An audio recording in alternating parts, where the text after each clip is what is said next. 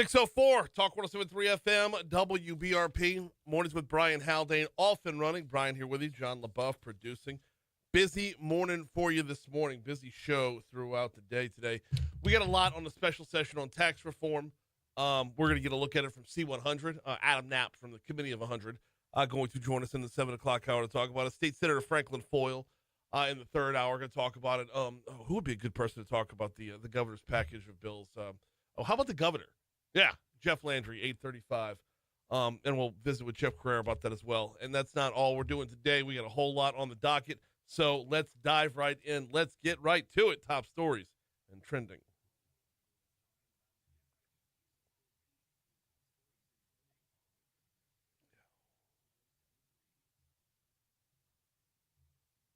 Number 5. District Attorney Hill and Moore held the public hearing yesterday evening to formally announce his planned property tax proposal as he prepares for budget cuts to his office's budget. He announced that the next meeting will be December 18th, when an actual plan will be proposed. Moore tells our news partners over WBRZ it's been a struggle to retain employees due to not being able to pay them a competitive wage.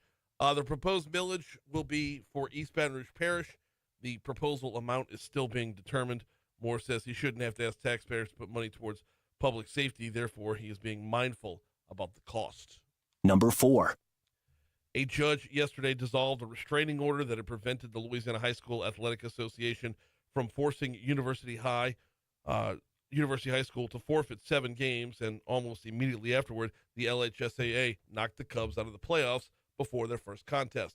Liberty High School had filed a complaint with the LHSAA 3 weeks ago after they alleged U-High was using players from their attendance zone without proper authorization. U-High won a temporary restraining order last week, and week one of the playoffs occurred. The Cubs were in the Division II select bracket. They got a first-round bye, so they weren't slated to play until this weekend. Yesterday's decision leaves U-High now with a 1-9 record. The Cubs are still shown as seeded second in the state game. Seeded second in the state with a game on Friday, but the LHSAA declared a forfeit and advanced Booker T. Washington to the quarterfinals. Number 3. Louisiana voters on December 7th will consider expanding the state panel that investigates judicial misconduct and gives Supreme Court justices the ability to forward complaints to the commission. It's proposed Amendment 1. It would expand the Judiciary Commission from 9 to 14 members. The way the current setup is, critics say the panel takes too long to handle complaints. They say that too many lawyers or judges are among the members. 3 members are judges, 3 are lawyers. The remaining are non-lawyers. This is one of a handful of amendments that's on the December 7th ballot. We're going to need to get Stephen Procopio from PAR on the show in short order to make sure that they're difficult to understand. Let's just put it that way. This one included. Number 2. Longtime charter school J.K. Haynes Elementary is in talks to close its doors at the end of the semester. School board members met with parents and teachers inside the school's auditorium Monday night, discussing what would happen if that plan went through. Teachers were notified last week of the potential closure, along with letters being sent to parents as well. The school board's director of communication, Taylor Gast, says there are better facilities within the parish for their students, and they're start working towards getting them there. Number 1. A former U.S. Army soldier who was court-martialed for fatally shooting a handcuffed civilian in Iraq 2 decades ago was sentenced on Monday to more than 4 years in prison for his role in the attack on the U.S. Capitol on January 6, 2021. Edward Richmond Jr. attacked police officers with a metal baton during the riot at the Capitol. Richmond, who's from Geismar, Louisiana, said he immediately regretted his actions that day. The judge said Richmond appeared to be genuinely remorseful for joining one of the more violent episodes of the Capitol riot, which was a clash between rioters and outnumbered officers inside a tunnel entrance.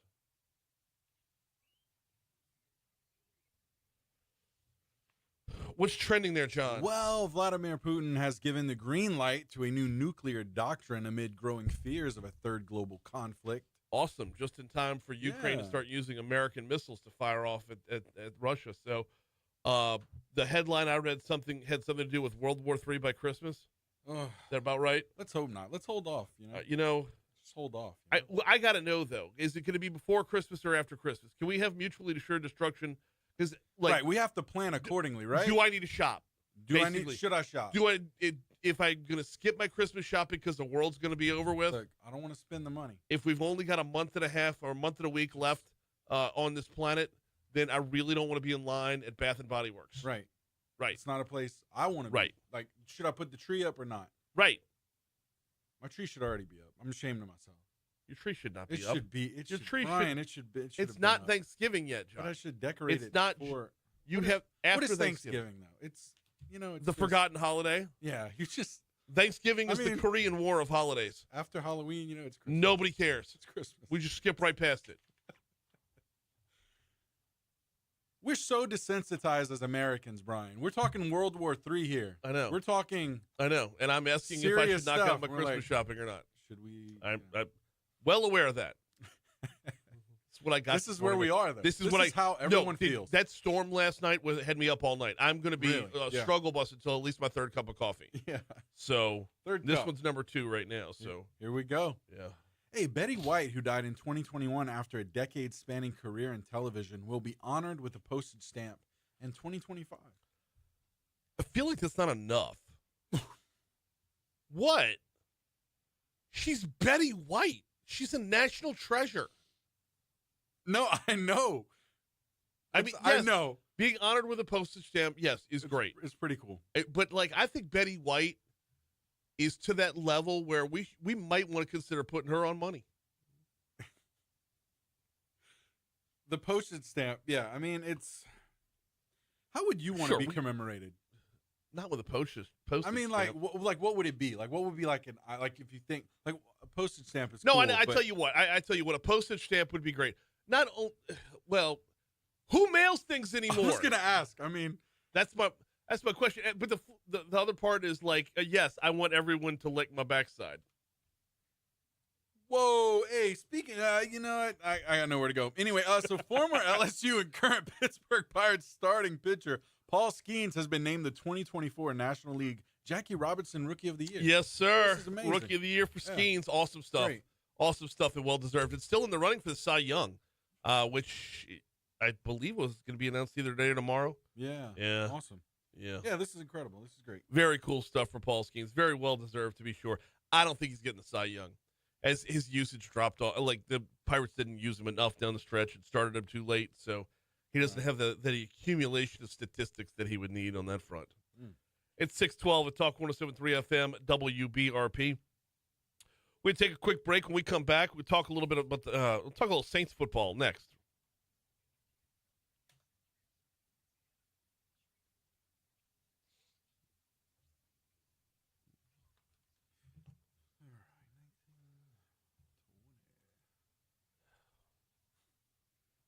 Freaking postage stamp.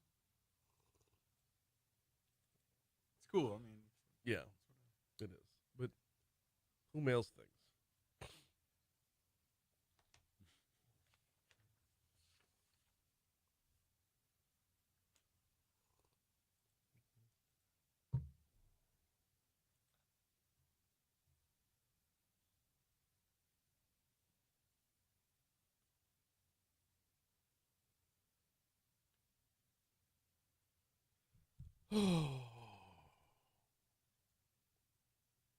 There's a good way to find out who's up and listening this morning.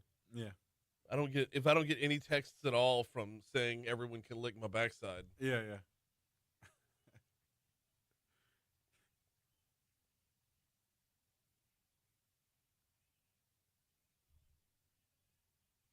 Speaking of backsides, Moon's promo. Yeah.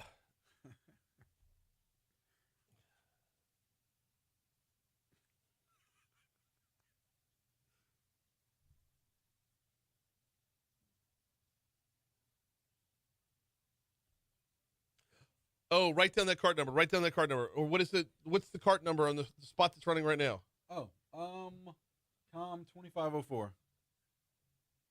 Okay. They're not serving Volvos anymore. Oh, okay. Talked with him yesterday, and it's like, "Yep, meant to get with you." It's like, "Yep." Yeah.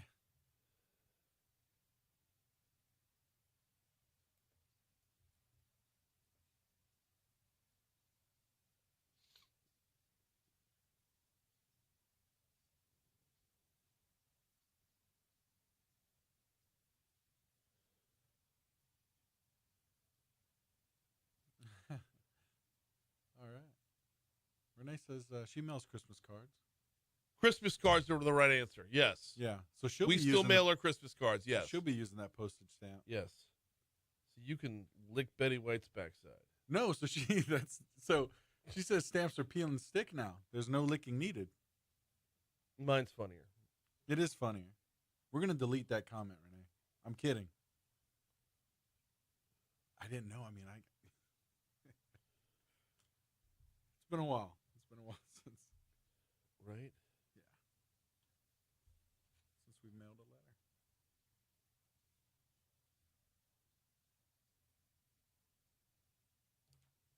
Rich Valdez, you son of a gun. We still have him on? I thought that was over.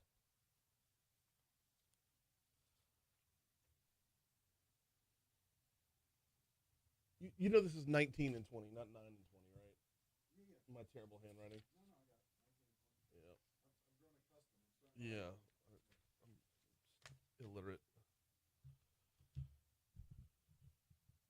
616 Talk 107.3 FM, WBRP. Mornings with Brian Haldane rolling right along. Got to split sports in half again this morning because Brian Kelly met with the media yesterday ahead of the Vanderbilt game. We'll cover that in our next segment. Right now, though, let's go ahead and start off with let's start off in the PMAC last night. What a performance by the LSU women's basketball team. No stopping them last night. Let me pull that box score right back up. I'm sorry, I closed this out right before the show started, and now I need it back.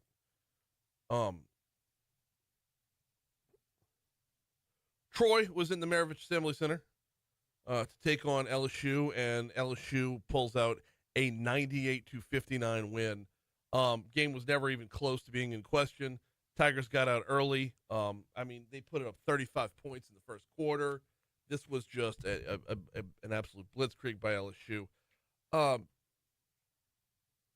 You had 4 players in double figures last night, led by Flau'jae Johnson with 27. Anissa Morrow had 23. Michaela Williams had 14.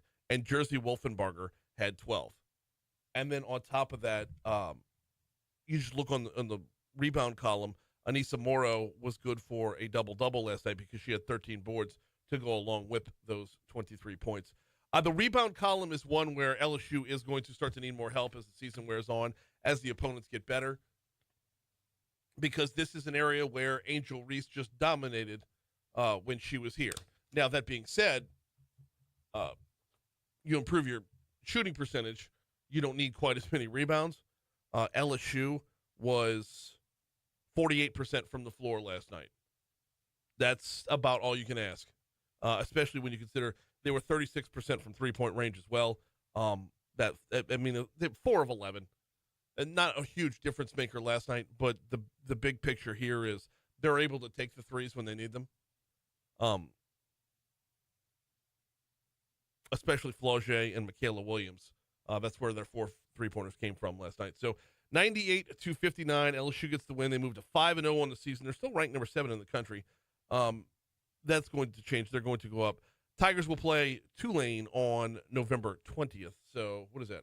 Tomorrow night. Meanwhile, the Saints putting things back together a little bit. I mean, you lose 7 straight. It's hard to put things back together. But they've now won back-to-back games. Interim head coach Darren Rizzi at the helm. He's been a difference maker, if nothing else, when it comes to the emotion of the team. You have a bunch of guys that are getting well, right? Eric McCoy on the offensive line getting well. And then Sunday, the performance you got out of Taysom Hill was just ridiculous. Add into that guys like Marcus Valdez-Scantling, who's got over 200 yards and 3 touchdowns with the Saints this year. It's made for a better look, to be sure. With a guy like that on the field, whether he's getting targeted or not, you have to have a plan for him. And, we were missing that speed element a little bit with Olave and Shaheed down, and that was really important. And so it's a credit to him to come in here on short notice and be as productive as he's been. Just a great job by him learning the offense. Bye week this week. If you start to map out what the rest of the schedule looks like, do you, at 4-7, are you fighting to get back in it for the playoffs? I mean, feasibly, if you run the table, you're 10-7. That's great, but you're likely not going to run the table. Although, if you start to break things down week by week, it gets a little more a little more positive. But where they're at right now, they're in that weird spot where would you rather tank for a higher draft pick or continue to fight? Because you're right, you're 2 games behind the Falcons. Here's the Fox Business Report. All right. I didn't move.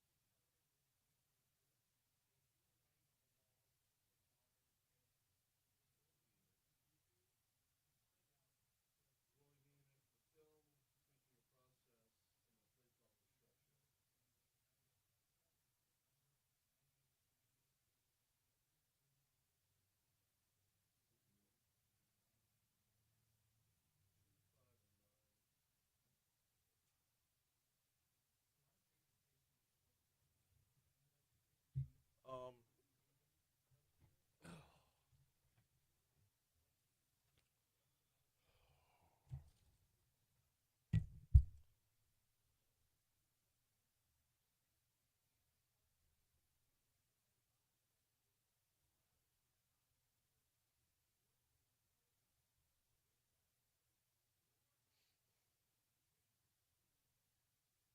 do any of this talk about the shouting matches on the sidelines?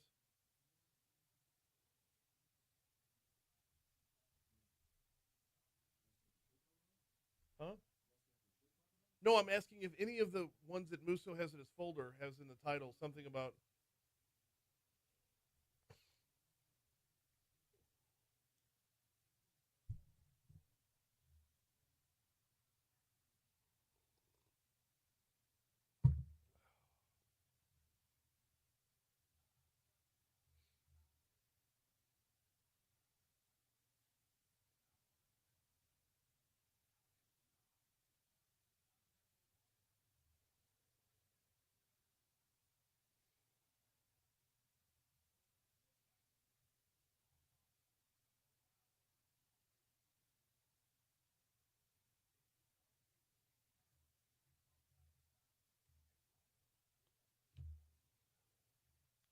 Good morning, Christy. Welcome in, sweetheart.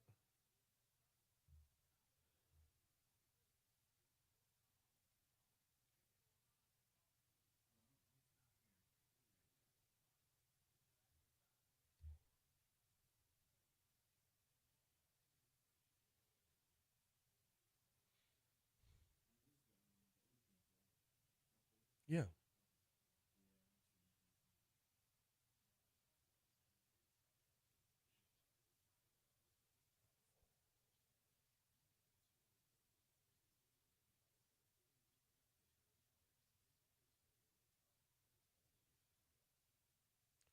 All right, we're going to start off on I-110 southbound. There's an accident 110 southbound near North 22nd.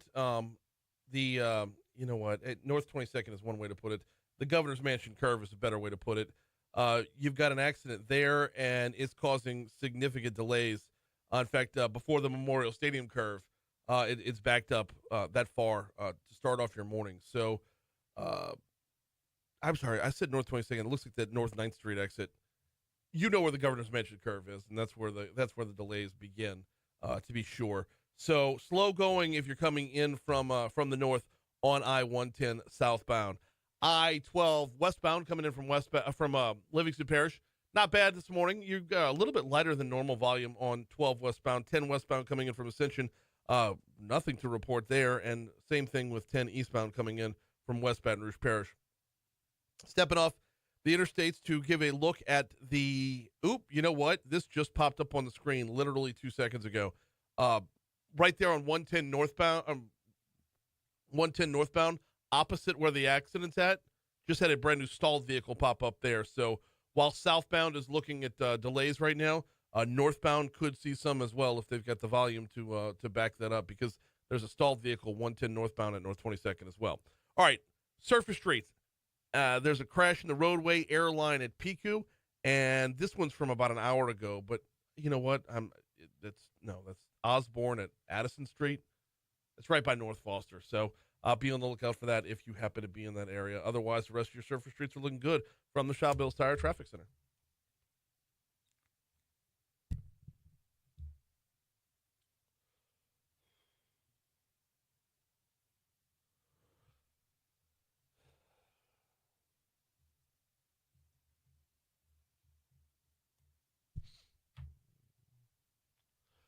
.625, rolling over to 626 here at Talk 107.3 FM, WBRP, mornings with Brian Haldane, rolling right along. 68 degrees in downtown Baton Rouge to start off your morning after a very wet and rainy night. Man, that storm kept me up all night last night. I'm going to be honest, though, all right, like across the board. I should have slept better because I have a brand new roof. Parish Construction and Roofing out at the house yesterday. Man, to watch them work is impressive. They get the whole crew out there. They got my roof all but done, and the cleanup is still in effect for today. And that's with yesterday's afternoon showers stalling things out a little bit. It set them back a good bit, but the new roof, it looks great. Swapped out some dormers, made that look even better on the second floor. So just the job could not have been prettier once it was all. I can't wait to get home after work today. Once it's all cleaned up and they're all out of there, just to see the completely finished product. But, you know, they say you never want to see something like halfway done. You never want to see the sausage being made. I got to tell you, it's impressive to watch them work. Yeah, putting on a roof is a very tangible thing, right? Here's what's been done. Here's what still needs to be done. Very much a punch list sort of thing. And watching it throughout the day, I wasn't sitting there the whole day just watching it. As I pop in and out of the house, before the gym, and then after the gym, before carpool, and then after carpool, and so on and so forth. Just the meticulous precision and the speed without rushing. Does that make sense? It's just really, really an impressive thing to behold, to be sure. I decided to do business with someone I know, and I would highly recommend you do the same. You can give them a call at 364-1007, or check them out online at parishbuilt.com, parishbuilt.com. Do business with someone you know, Parish Construction and Roofing. All right, Brian Kelly met with the media yesterday. How about the takeaways of the Florida game after watching the film?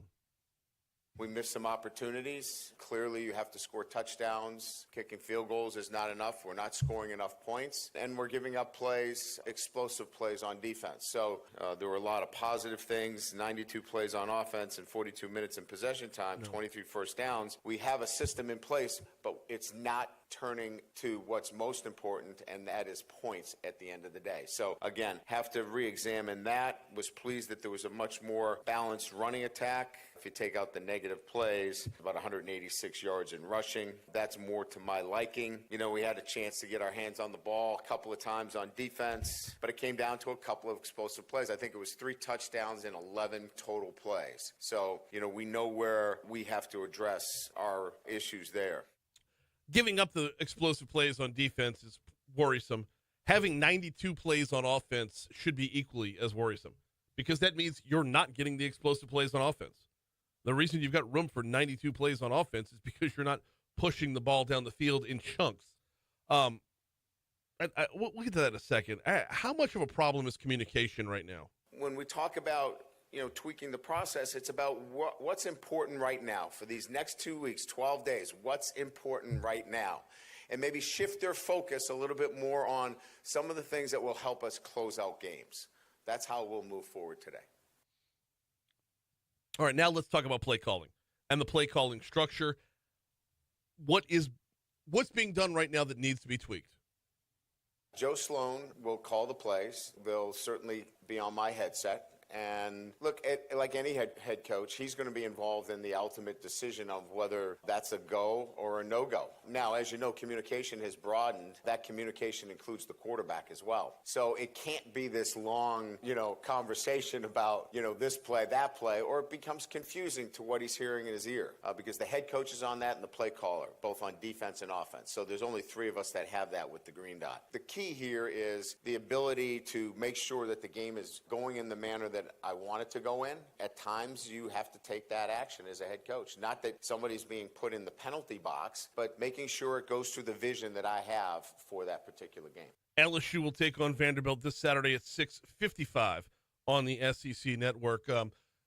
I believe that means Eagle 98.1's game day is going to start at 2. Here comes news.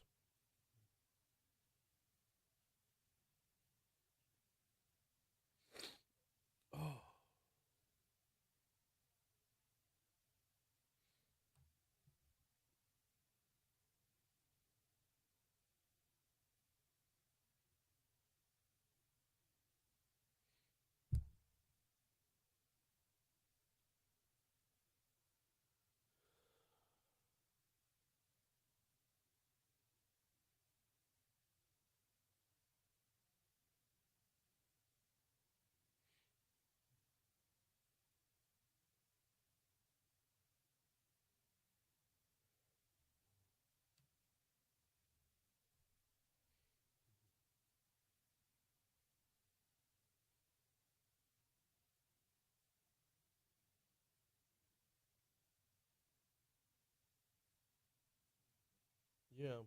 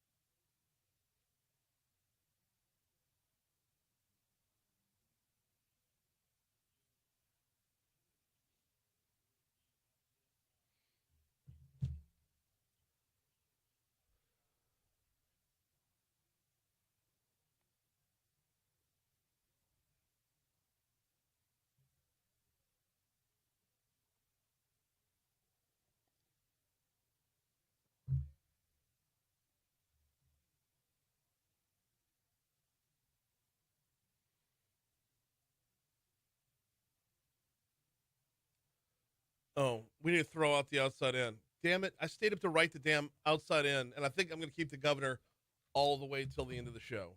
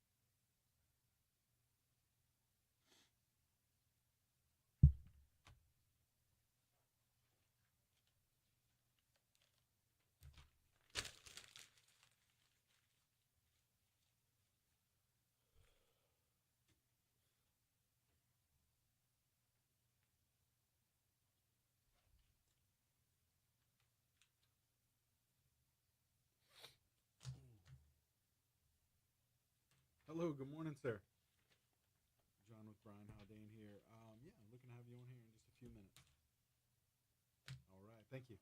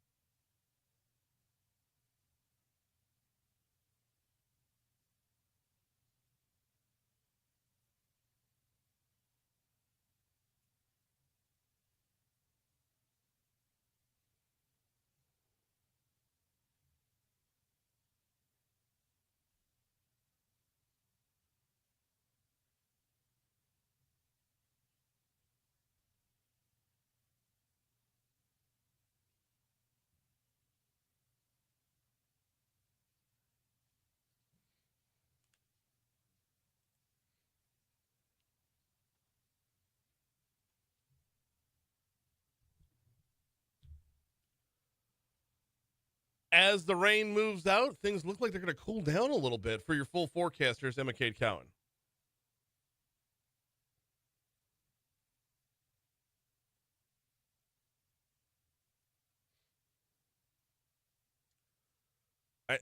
There's no way I don't start with Jeff with the shooting, with the mass shooting, because it's like 8 different topics in one.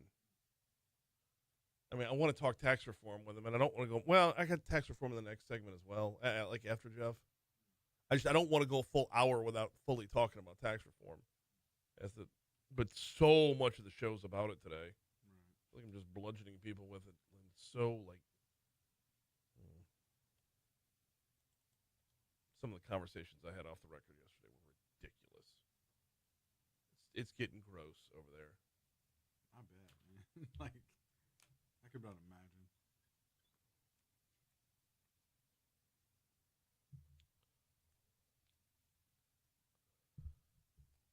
638, Talk 107.3 FM, WBRP, Mornings with Brian Haldane, rolling right along. Time to visit, as we do every Tuesday morning, with a good friend from right down the road, Jeff Crouere, host of Ringside Politics down in New Orleans. Jeff, how are you this morning? Hey, man. Good morning. Feeling good. This weather's out of here. Oh, so y'all got hit with as bad as we did, huh? Yeah, it was, the neutral ground. Parking on the neutral ground. You know the weather's going to be bad when they say you can park on the neutral ground. Oh, wait. Well, that happens. It seems to be a lot more frequent, to be sure. We got a lot of ground to cover this morning, and there's no way we don't start with that mass shooting from over the weekend. I want you to set the table first, and then we'll get into a couple of topics about it. Walk us through, because I don't think everybody's quite familiar with. It's like, why is there a parade in the middle of November and near the Almonaster Bridge? Like the whole. Walk us through what happened and why this was such a big event. Well,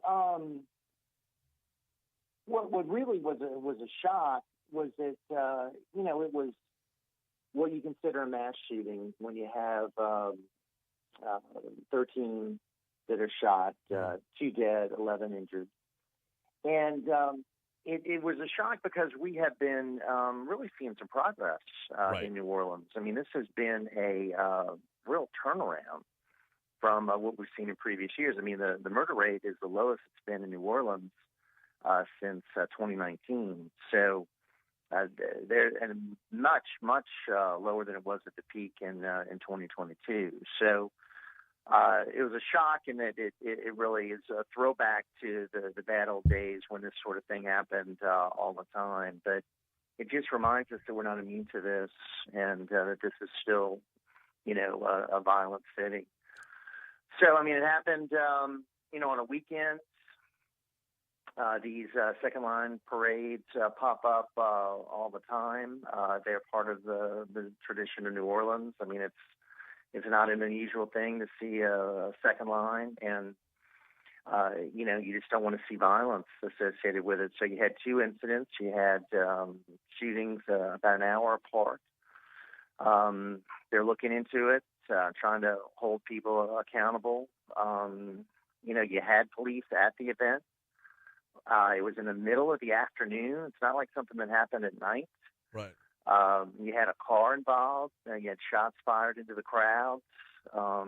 They did find, ballistics on the scene. But, not a lot of information is being revealed about the event. But it's just a tragic reminder of what we're dealing with. So the new chief is a woman named Ann Kirkpatrick, and she is new to the city. And since she's come in, we've seen a reduction in crime, and we've seen generally good reviews for her.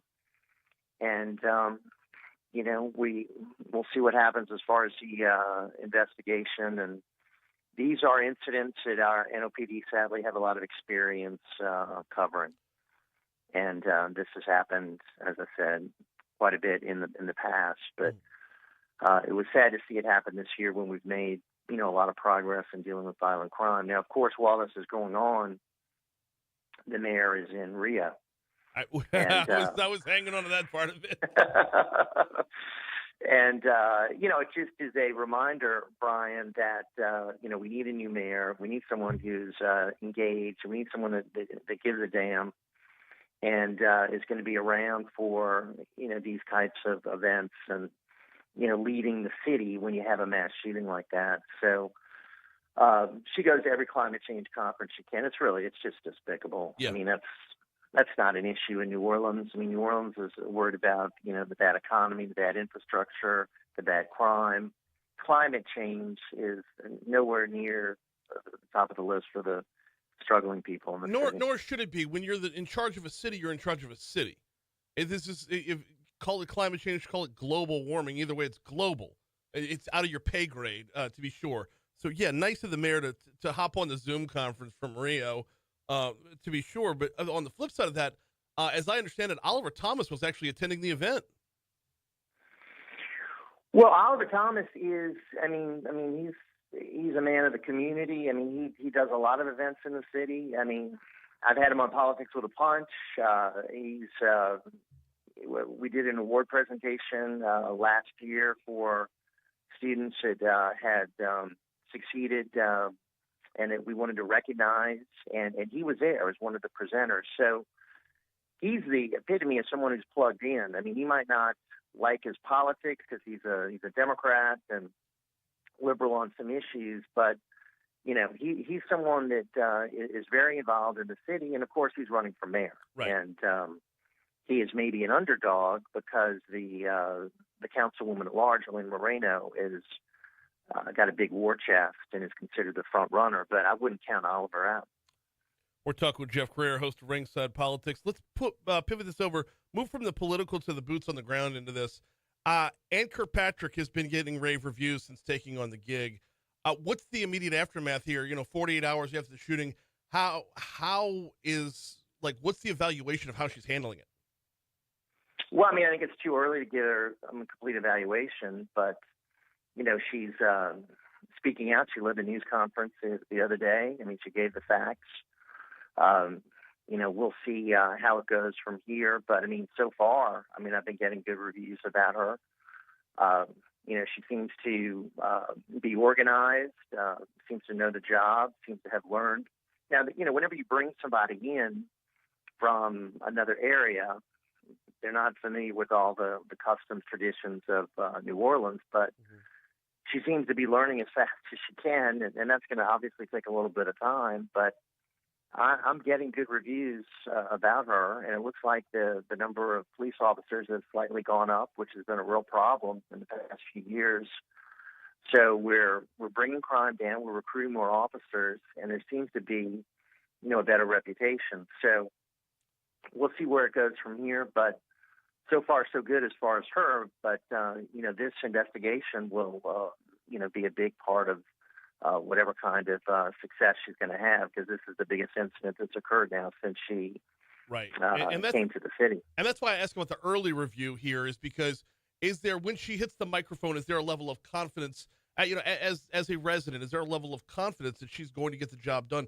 Is there a level of, like, obviously the job's not done yet. You're still looking for the shooters and whatnot, but how much can you take away saying, okay, she's at the helm, I know we're going to be in good hands, because that's what's going to lead towards this incident, while it's one step backwards, not being 3 steps backwards, and not being some kind of catalyst towards destruction as everybody's preparing for, all this is ramp up to the Super Bowl, right? Right. Yeah, I mean, that's the key. That's something that is in the back of everyone's mind, because, I mean, we're roughly 2 months away. Yeah. And this is making national news. So, obviously, it's not the kind of publicity you want for a city going to be hosting the Super Bowl in a few weeks.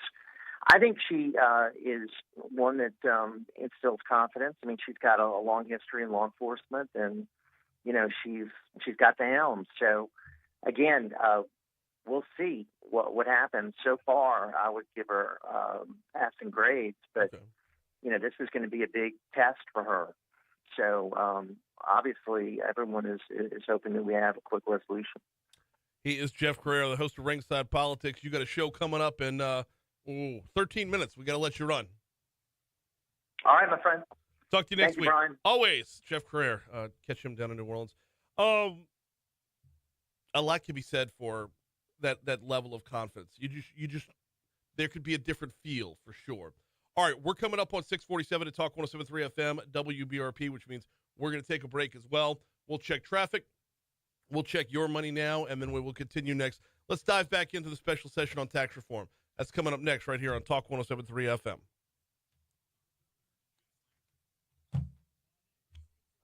I think we're going to be over by a full minute. Yeah.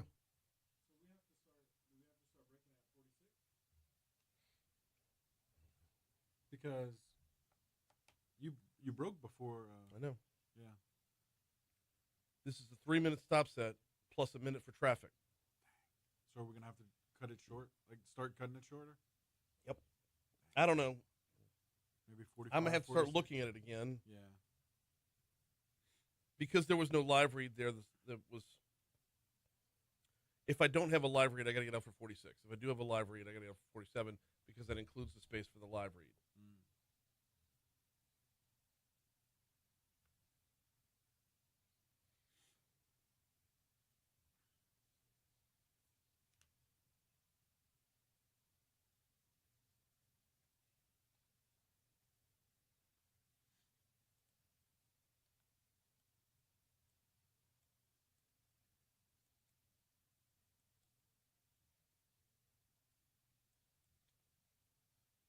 All right, so we're gonna be 4 seconds short of meeting the Your Money Now spot.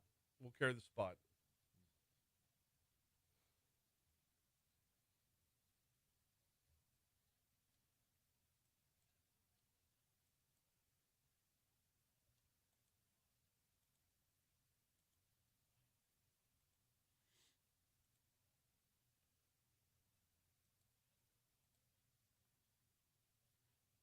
Man, I hadn't heard you do fun sculpting in a while. Wow.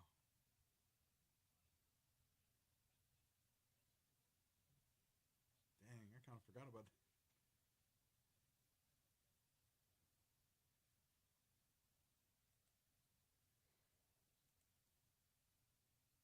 Whatever. I'm not even trying to figure it out this morning.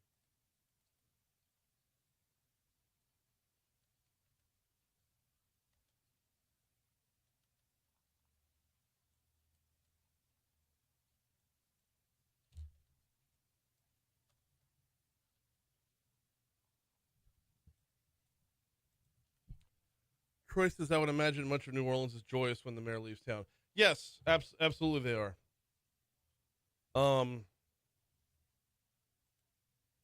It's just a constant reminder of how useless she is.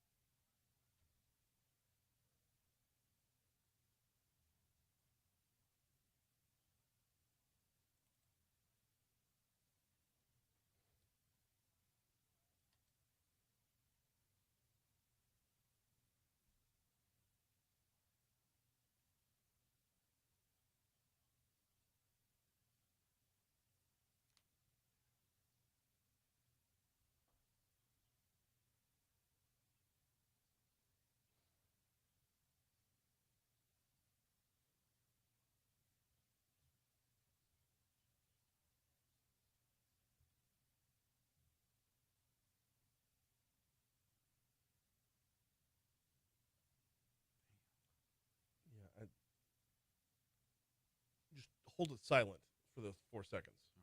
Not So that way they don't feel Right. like they missed. Yeah. yeah. If you pick it up right at the beginning of the commercial, it's seamless from the audience's standpoint.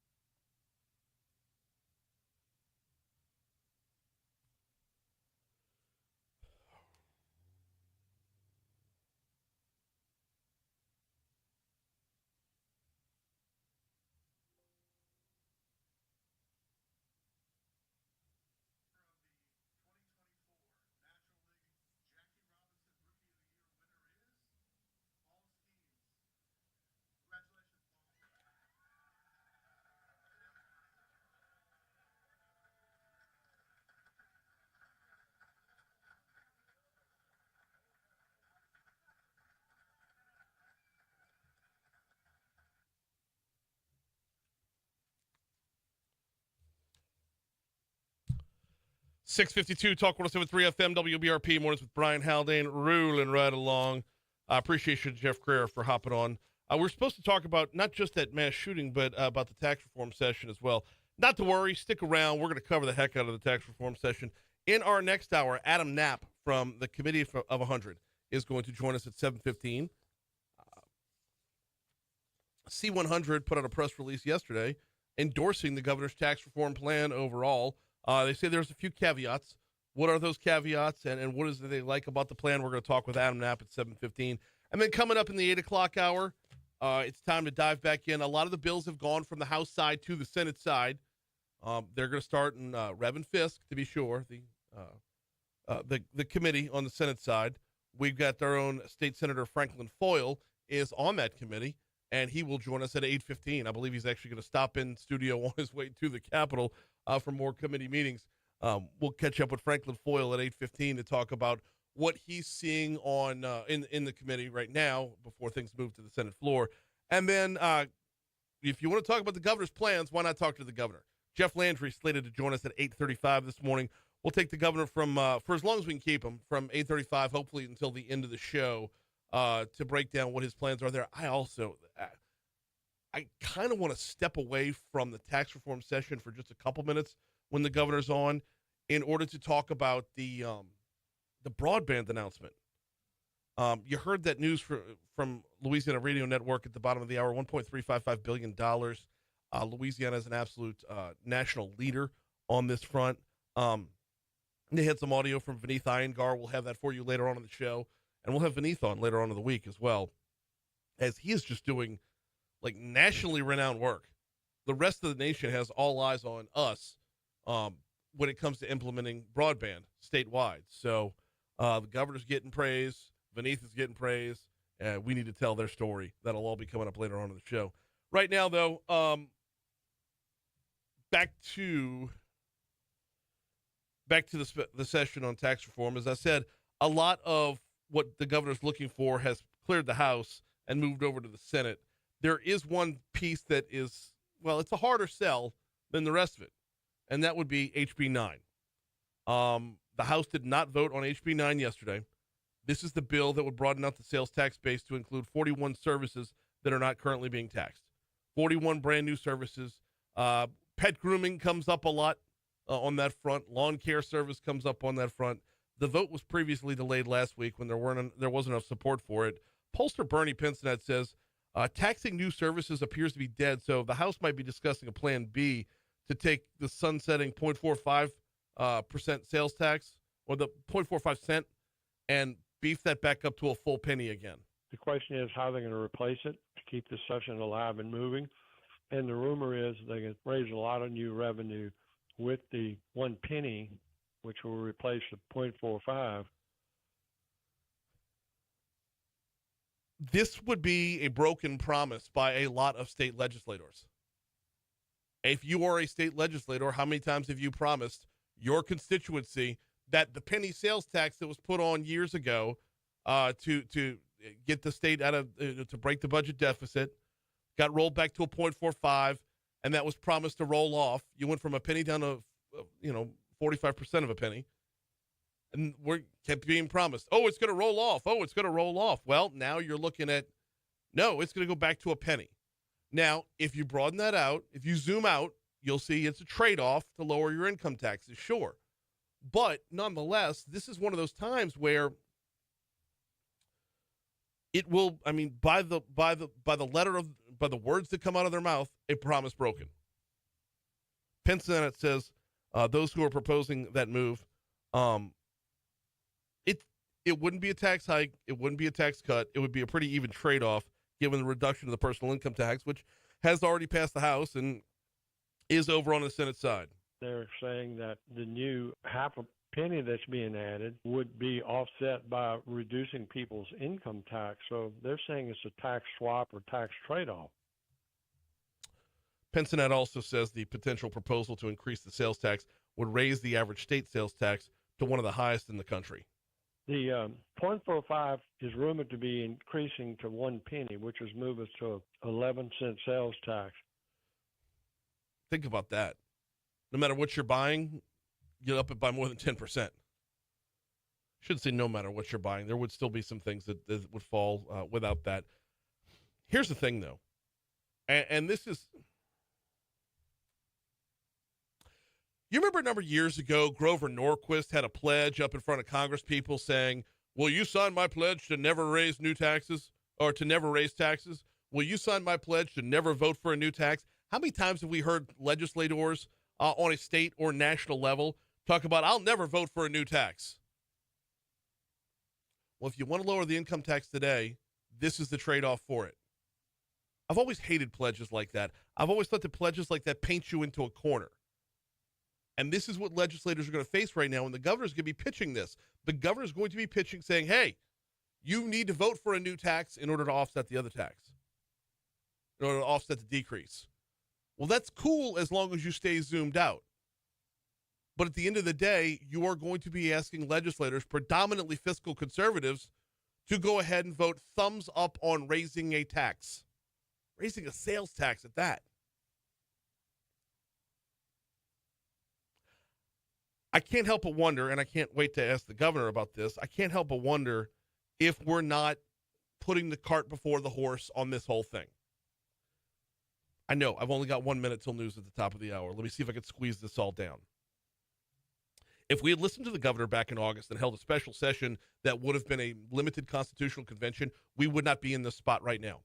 If we had held that constitutional convention, we could have built out the structure to where you could cut government evenly, give everybody a cut across the board, and not just gut health care and higher ed like Bobby Jindal used to do, because constitutionally that was the only way he could do it. If we had listened to the governor back then, if we would listen to Richard Nelson back then, where we would be right now is looking to cut things to match where we are with the spending cuts as well.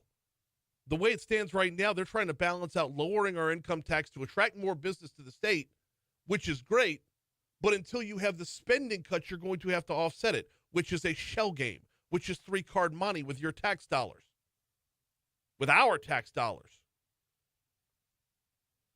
So I can't help but think just because we didn't listen to the governor back then doesn't mean we shouldn't have to paint ourselves into a corner right now. Are we putting the cart before the horse? We'll talk about it with Governor Jeff Landry in the 8 o'clock hour. Right now, here's news.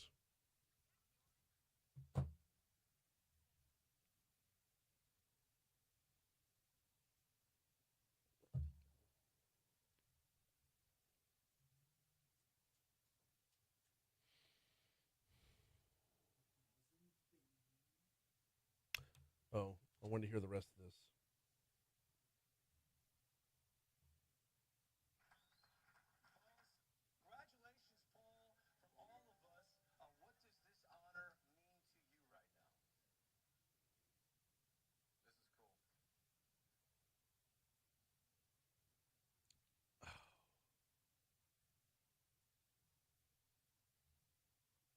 I don't know if that's worth using. That is such a ramp up for 3 words.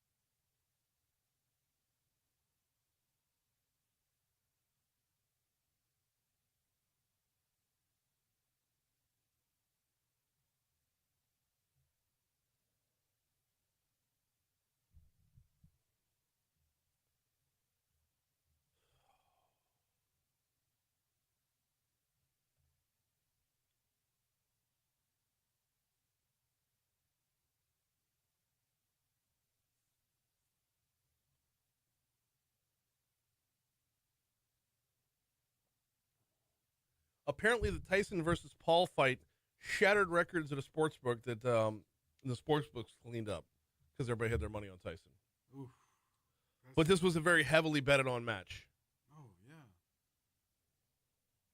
I mean, everyone thought it would just be a landslide, you know? Yeah.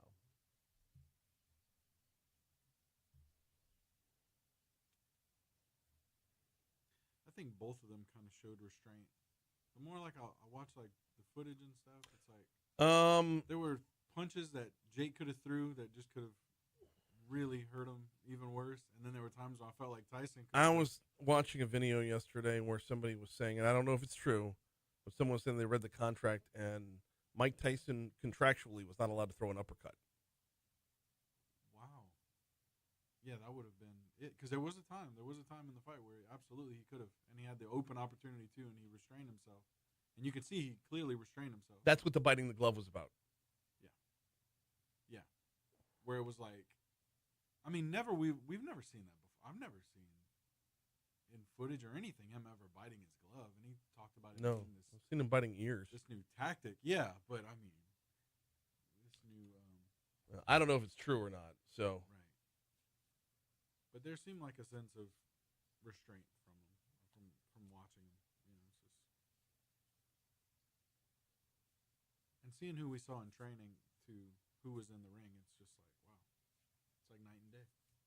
yeah.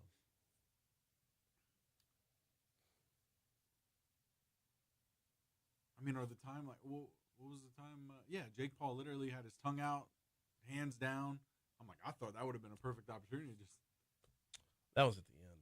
I know, but just It was like go 10 for it. seconds Just- left in the fight, though. Just knock him out. No, at that point, Jake, he had his hands down. He bowed. Like, he Yeah. showed him some respect. Like, No, I the meant fight the was other over. time. Oh, I don't. There was know. another time where he like stuck his tongue out and he's like waving. I don't at even him. know that one. That would have been the perfect time to just.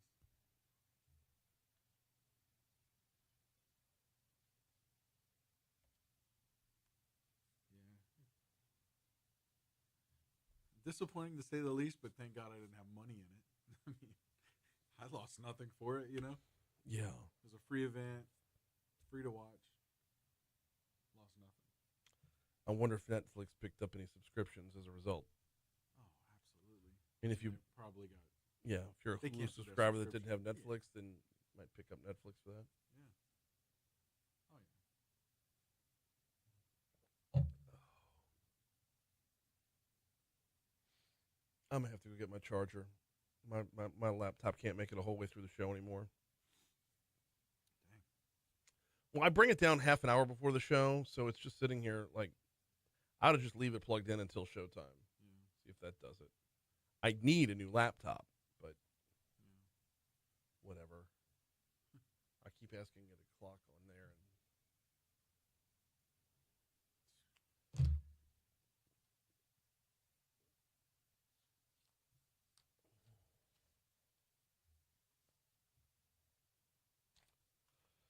705 Talk 107.3 FM and WBRP. Mornings with Brian Haldane rolling right along. Hour 2 coming your way right now. Busy hour 2 on the way, as well as Adam Knapp from the, I almost said from the Beneficiary Chamber. Old habits die hard. Adam Knapp from C100 going to hop on board in our next segment. C100 has endorsed, the Committee of 100 endorses the governor's tax reform plan, noting the opportunities for change. But they do have a few suggestions as the different bills make their way through the legislative process.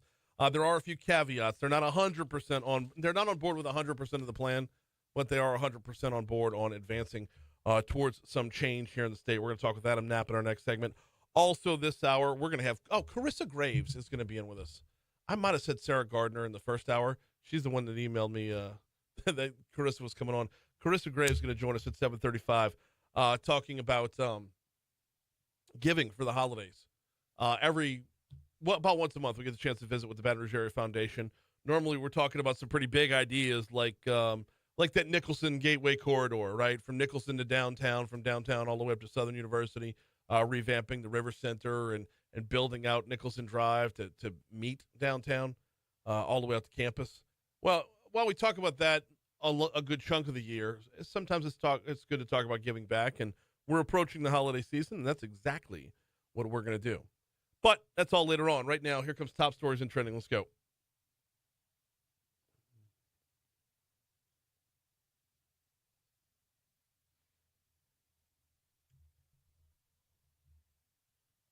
Number 5.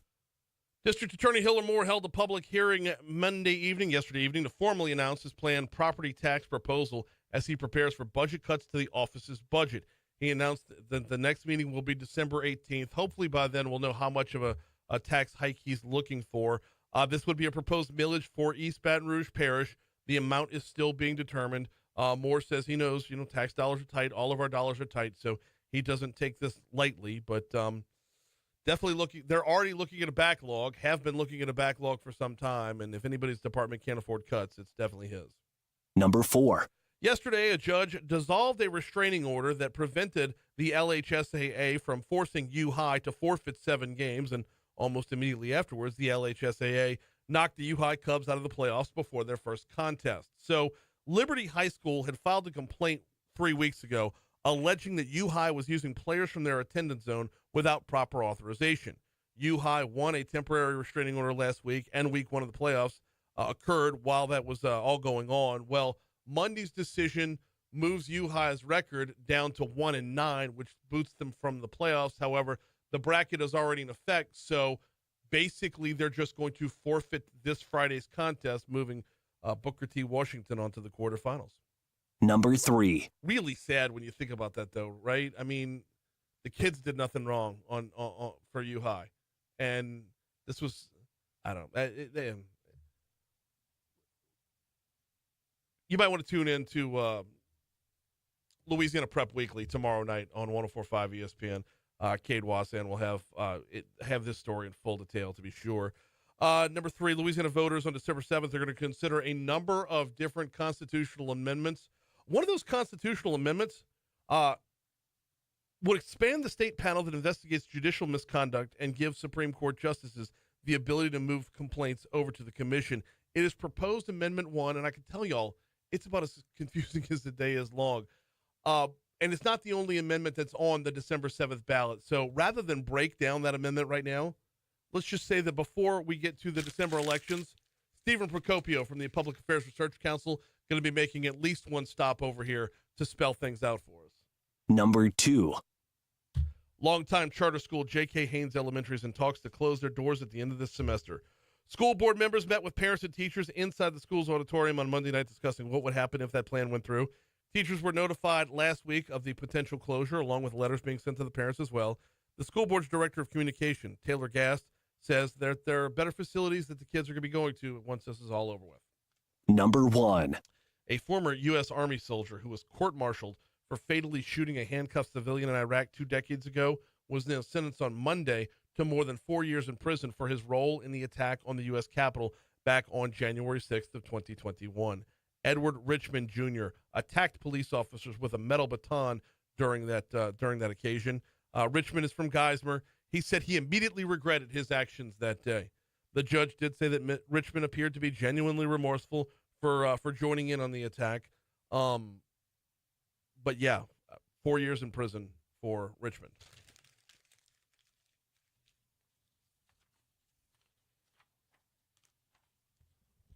What's trending, John? Well, World War III. No, I'm kidding. Vladimir Putin has given the green light to a new nuclear doctrine amid growing fears of a third global conflict. Yeah, World War III was the headline that I read for sure.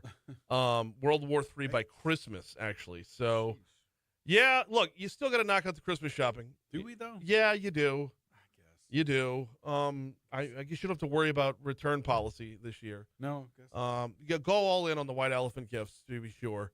Because, I mean, World War III is going to happen. Mutually assured destruction is back, y'all. Get ready for it. It's trending, man. The trending. doctrine of the 70s and 80s. Mutually assured destruction on its way back as Vladimir Putin wants to go nuclear. So you're saying we should put up the tree now? Put up the tree now. Put up the tree. Just Get a go all real out. tree. Get a real tree. Why not? This is the year, right? Right. I mean, this is the last year we're going to have needles them. everywhere. It doesn't matter. Absolutely. You don't even have to sweep them up. World War III by Christmas. Yeah, heck yeah. That's what I'm talking about. Hey, Betty White, who died in 2021 after a decade-spanning career in television, will be honored with a postage stamp in 2025. Okay, we asked the question in the last hour. Would you want to be honored with a postage stamp? I mean, why not? You know? I don't know what other honor there would be for Betty White. I mean, I personally put her on the level where she should be on money. But that might be a little bit. Money might be a little much. A stamp feels like it's a little bit too not enough. Renee, they're so small, right? Right. Maybe if they were bigger. Well, so small, but so 3x3. infrequently used these days. Renee reminded us on our Facebook Live feed. Yep. She says, I use stamps all the time. I send out my Christmas cards. Okay, sure, that's great, but like the stamp on the Christmas card ought to be Christmassy. Right. Right? And you better send it early this year. Yeah, I know. So, Betty White, what's the proper way to honor Betty White? I feel like a stamp is so 1960. Yeah. You know? Which is about the time her career started. I was about to say, maybe when you think of Betty White, maybe that's where you. I don't know. Where you go with it. I don't know if I'd want to be on a stamp. The only positive to being on a stamp is telling people to lick your backside. But apparently they're peel and stick now anyway, so you don't even have that. Speaking of being honored, former LSU and current Pittsburgh Pirates starting pitcher Paul Skeens has been named the 2024 National League Jackie Robinson Rookie of the Year. Good on him. Huh? I was going to send you over the soundbite of the announcement. Oh. No. It's a 36-second soundbite. It's the announcement by the guy who's delivering the award. There's applause, and then they say, Paul, you've gotten Rookie of the Year. How do you feel right now? And his answer is so eloquent. His answer does us proud. There's times where, people just, have a very well-written answer. Yeah. And his was, this is cool. I like that. Man of few words. Well, yeah. Cool. When you've hired Beavis and Butthead as your speechwriters. God bless. No, shout out to Paul Skeens. No, it is no small honor, to be sure. Rookie of the Year. And then, have they announced the Cy Young? I'll look that up. Have they announced the Cy Young Award winners yet? I don't think they have. Because he's in the running for that, or he was in the running for that. But Rookie of the Year came down yesterday. So, all right, we got a break here. When we come back, we got Adam Knapp from C100 on next. Wednesday.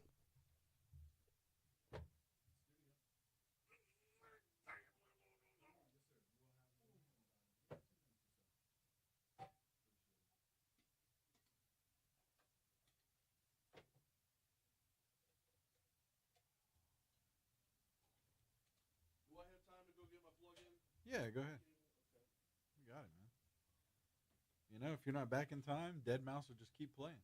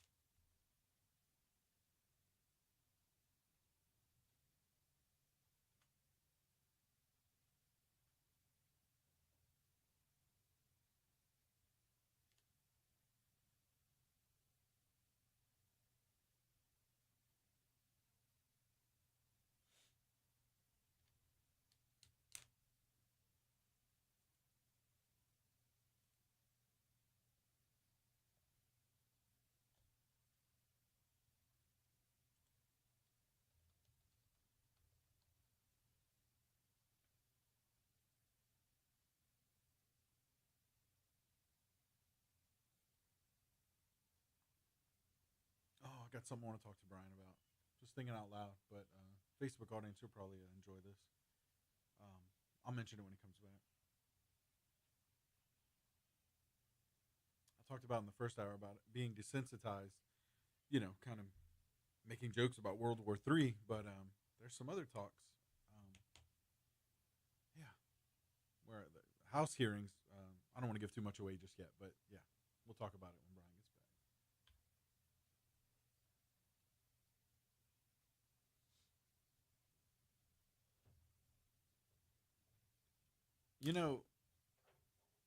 You talk about we were talking in the first hour about being pretty much desensitized, by, there's talks of World War III, nuclear war, and we're just like, yeah, should I shop now for Christmas, Should I get my shopping in? What about the freaking hearings about the UFO sightings and all this stuff, about the government coming out about all this stuff, and we're just like, oh, yeah. I know. We're at a point in the world where it's like, nobody knows okay. how to process it yet. Right. Once we know I was watching it the other day, like, wait, we're not even. Yeah.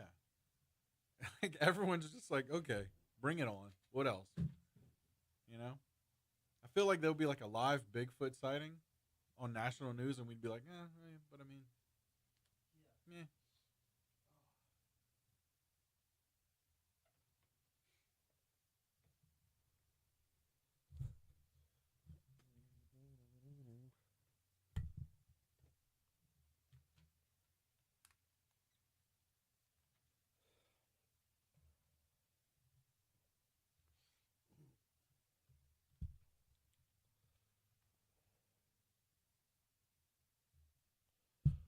Seven 717 Talk 107.3 FM WBRP mornings with Brian Haldane rolling right along. I was right. We didn't miss it. Tomorrow, Cy Young tomorrow.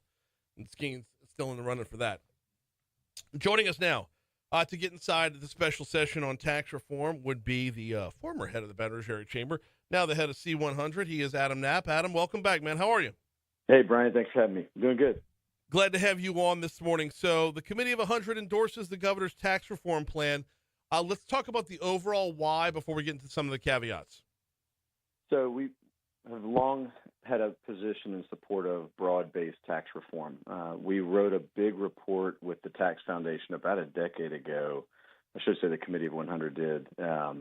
Commissioned them, funded it. The Tax Foundation wrote it independently. Largely the recommendations follow generally what the administration has brought forward in this proposal, is to use kind of eliminating of exemptions and kind of special interest breaks in state tax policy to lower the rate and broaden the base. And those are kind of the general principles of the sets of recommendations here. Of course, the details are important, and so we took a lot of time to make sure we looked at how this was constructed and looked across a lot of our members to see what they thought about it before coming out with our position yesterday. Does this lower the rate and broaden the base? It does. I think both on personal and corporate income taxes, you'll see if the plan goes forward generally as proposed, a lowering of the personal income tax for individuals, using the sales tax essentially as an offset to that, and then on the corporate side, using elimination of a number of credits and economic development incentives really as a way to help drive down that corporate income tax from over 7% as a corporate rate down to what he's proposing is a 3.5% rate, which we put in our release, which can show the kind of the map of southern states for their corporate income tax rates, just how out of sorts we are, what that would drop us down to in terms of competitiveness. It puts Louisiana at one of the lower rates across the South. Of course, our current effective rate, which is different than the actual kind of sticker price rate, is relatively low, but you have to go through a lot of hoops to get to it. So this makes it a lot simpler. We're talking with Adam Knapp from C100. I've got to ask, if it's lowering the rate, but it's also being offset, does that not effectively keep the rate? Are we just moving money from one pile to another? Yeah, it's a good question. It's hard to say, and it depends on the payer. Now, before the proposal changed, we looked at it first from the individual side. You may have seen a few weeks ago as a group called Reset, Committee of 100, which is us, and the Council for a Better Louisiana, and the Public Affairs Research Council, or PAR, three organizations, kind of nonpartisan groups, engaged a guy named Greg Albrecht, who's a really smart economist that knows a lot about state tax policy, to look at this effect on individuals. And what Greg's report came out and said is, as conceived, the way that this would shift in terms of taxation would more or less keep things the same, slightly more of a burden on kind of upper income than lower income, but really it's hard to say that it moves the needle in either direction, which is really complicated to do when you're eliminating about $1 billion of income tax and then trying to offset that on the sales tax side across a wide variety of things that they're changing. In order to try to make sure that generally the effect is the same at the end of the day for most individuals. But that does make us more competitive as a state. What we're looking for in Louisiana is we've got to do something different to kind of boost our overall economic competitiveness when you're against Texas, who has no personal income tax, against places like North Carolina that have a very low corporate income tax, Tennessee, Florida, no personal income tax. And so our neighboring states, many of them have been moving their tax policy, and we have to start to do the same. We're talking with Adam Knapp from C100. And yeah, I've got the Reset report actually right in front of me right now. We've been holding on to that since it first came out. Okay, I keep getting stuck, Adam, in that I feel like the cart was put before the horse here. Because if you want to lower the taxes, you want to lower the tax burden. And in order to lower the tax burden, you need to make sure the state isn't spending as much. Should we have started there? Well, I think that you've seen an administration, this one and kind of prior administrations that are, especially right now, engaging in that debate. The current proposals that are before the special session also include mechanisms for kind of restraining spending and restraining growth. And so there are some elements in here, but in a special session on tax policy, they're going to focus on tax policy. As you'd expect, budgetary cycles come in the traditional, session, the regular session, or in the fiscal session that will come next year when they have to pass the budget for the next coming year. That's when you'll see the kind of the discussions around that. The big thing, though, is we've seen in general that it's better to not sort of constrain kind of the revenue streams into the state, because what we have had in the past is massive shortfalls that have driven damage across, for example, higher education. LSU went through a very difficult time back when state revenues were really hampered back in 2009 and 2010 and 2011. And so you really do see the effect of that playing out over decades when you see these kind of draconian budgetary cycles. So what we hope is that we kind of see this balanced system going into this year of total revenues for how this is going to work out. And so far, the plan that they presented looks generally like it would achieve that. There are some caveats, though. C-100 did have 8 caveats they listed out, so walk us through those. Yeah, so some big things that we saw in here. So that the administration is proposing to eliminate most of the economic development incentives of the state, and that was something that we're an organization that really focuses on how the state does economic development and its tools, and so we were concerned about that not having a clear path to a replacement. The biggest thing that needs to be on the minds of legislators right now for that is that if they're going to move to what other states have done, where there's more of a cash-based system for economic development tools, instead of using tax credits and rebates, is that they need a plan to put that in the budget right now. Our biggest concern is that they need to start planning. That the governor's going to introduce a budget in the coming weeks for next year.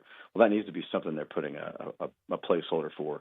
They've said to the public and to the legislators they're going to do that in the fiscal sessions when they're going to write all these new cash-based economic development program rules. Mm-hmm. But they need to start planning now for what that's going to cost. Yeah, yes, because it's one thing to be on a level playing field with other states. It's another thing to entice companies to leave other states to come here. That's right. So what we've done traditionally is have a program. Listeners may not know this, but there's a program in Louisiana we've had for 20 years called Quality Jobs.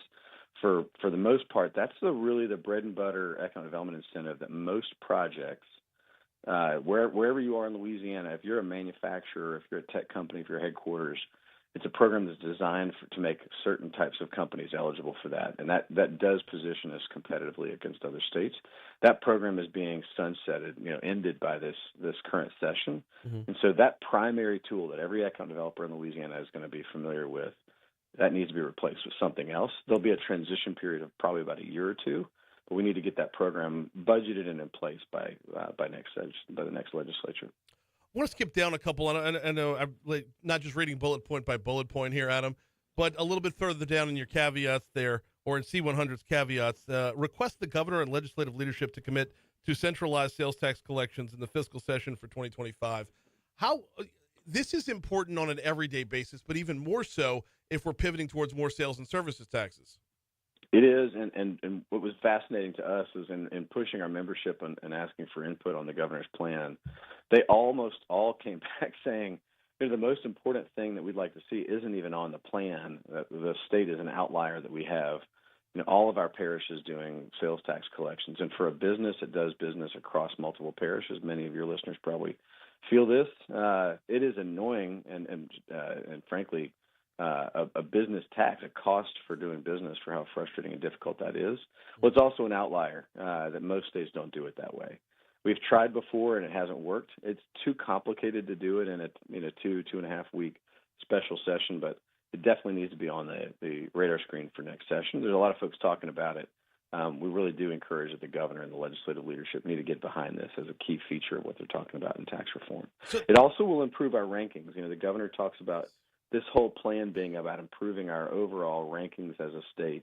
One of the things they look at is whether you have a simple and streamlined collections process. And so, to be fair, the governor and the legislature have done this before successfully. It got to the polls, and we, the people, voted it down. It did, and I think that this time there really was no education campaign funded last time to really help voters understand it, and I think voters, are very skeptical of anything related to taxes, and there's going to have to be a much more concerted effort to make sure it explains why this is a problem, why it needs to be fixed for the average voter. Yeah, meanwhile, the education campaign on the other side, which was a campaign of fear by local tax collectors, that they were going to lose their individual tax collection ability. And nobody even mentioned the fact that, more than $2 billion in taxes from online sales just go wasted every year because nobody knows how to collect them. Right. Well, that's fortunately been improving, and that's part of this legislative session. I'm glad you brought that up. If listeners aren't aware, one of the ways that they would pay for reducing the income tax is to also continue to expand the taxability of digital services. Like, I stream movies on Netflix. Probably lots of folks do. Netflix remits taxes, but not all streaming services do. That has not been clear in our Louisiana tax code, and they're going to start to fix that as well. That's a good for local governments at the same time. They get to share in that gain, not just the state. Well, after that Mike Tyson fight, they owe me money. So That's right. We got a couple minutes left with Adam Knapp from C100.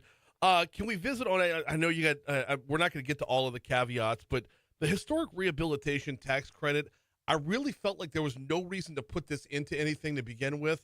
Where are y'all at with it? Because I know when it comes to economic development, man, making sure cities are still thriving is a big thing, and a lot of that has to do with rehabbing old buildings. The test for us was this. You can look across states with more competitive business tax structures, right? If you look at a state like North Carolina or Texas, we highlighted those two. There are more than 30 states that have a historic tax credit program and have competitive business tax climates. And so we think this is one that stands above all these kind of other credits and exemptions because it is a very important tool for developers to take old, sometimes blighted properties and get them back into commerce.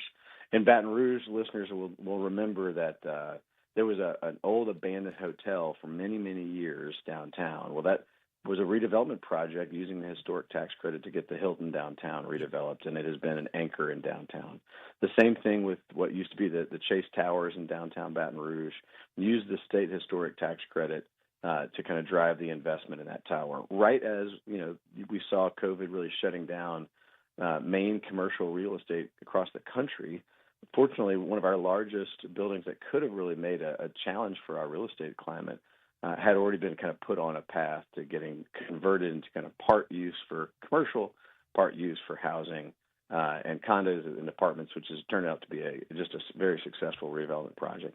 That example is all over our state, where that tax credit has helped make sure that old blighted properties don't become an anchor or an albatross to their communities. And that's something we think is really important to preserve. And the benefit of that program, we think, is better than whatever tax policy change would come from getting rid of it. And it's not just the big cities that benefit from this. Louisiana's Main Street redevelopment historic redevelopment program is a big factor here. And you're talking about protecting the smaller downtowns all around the state as well. In the meantime, we're just straight up out of time. Can we get you back on after the session to get a report card on how they did? We'd love to do that. Thanks for having me, Brian. Always. He is Adam Knapp from C100. I always appreciate the time. We are coming up on news. Let's start with ABC. Oh, no.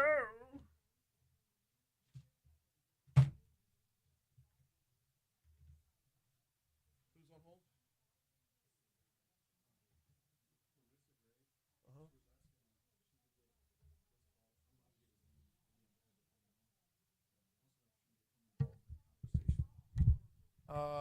Yeah. Yeah, absolutely.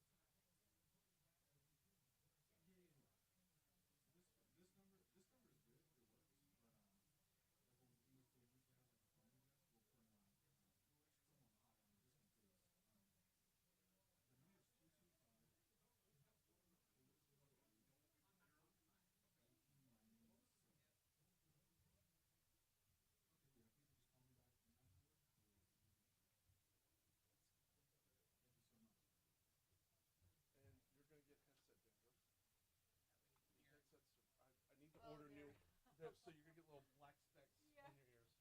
I apologize in advance. Yeah. It's just that, so it's so.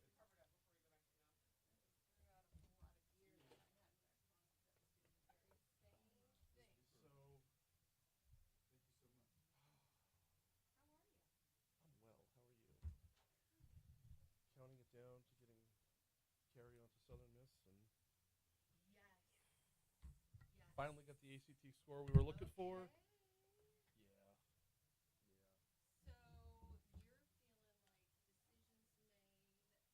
Yeah. Oh yeah, and we're good. We're all good with it. Yeah. Yeah. Carrie. Well, Kerrigan, but she goes by Carrie.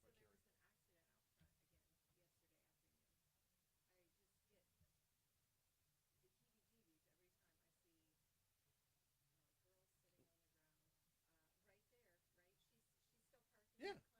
Yeah. No, she did not. Possibly. Yeah. I mean, I don't feel like they go to school senior year. She's. Yeah. This, with all the different things they do, she was a lot of half days, a lot of retreat days, a lot of. Yeah, and like I'll stop by in the middle of the day for whatever, like and her car will be under the carport, and I'm like, what the hell? And she's like, Dad, we only had 2 classes this morning. You're not in college yet. No, you're good. And hear the caller.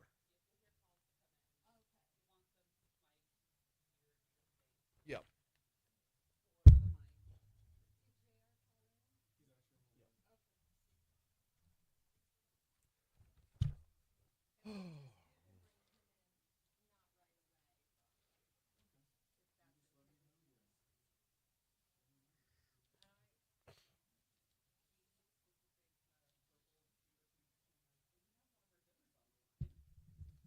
No, I'll handle that.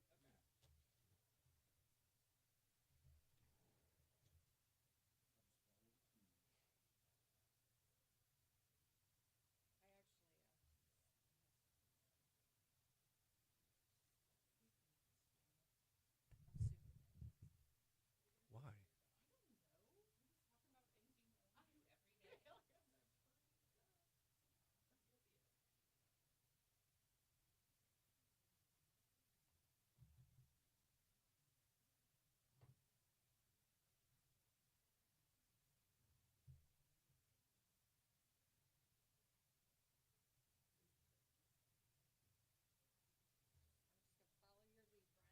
Okay.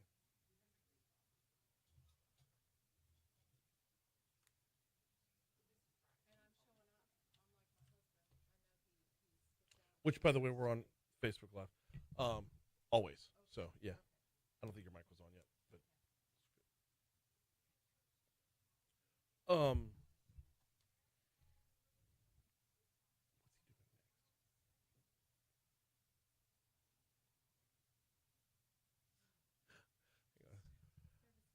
as the weather clears out, it's going to get cooler. Here to elaborate on that is WBRZ meteorologist Emma Kate Cowan.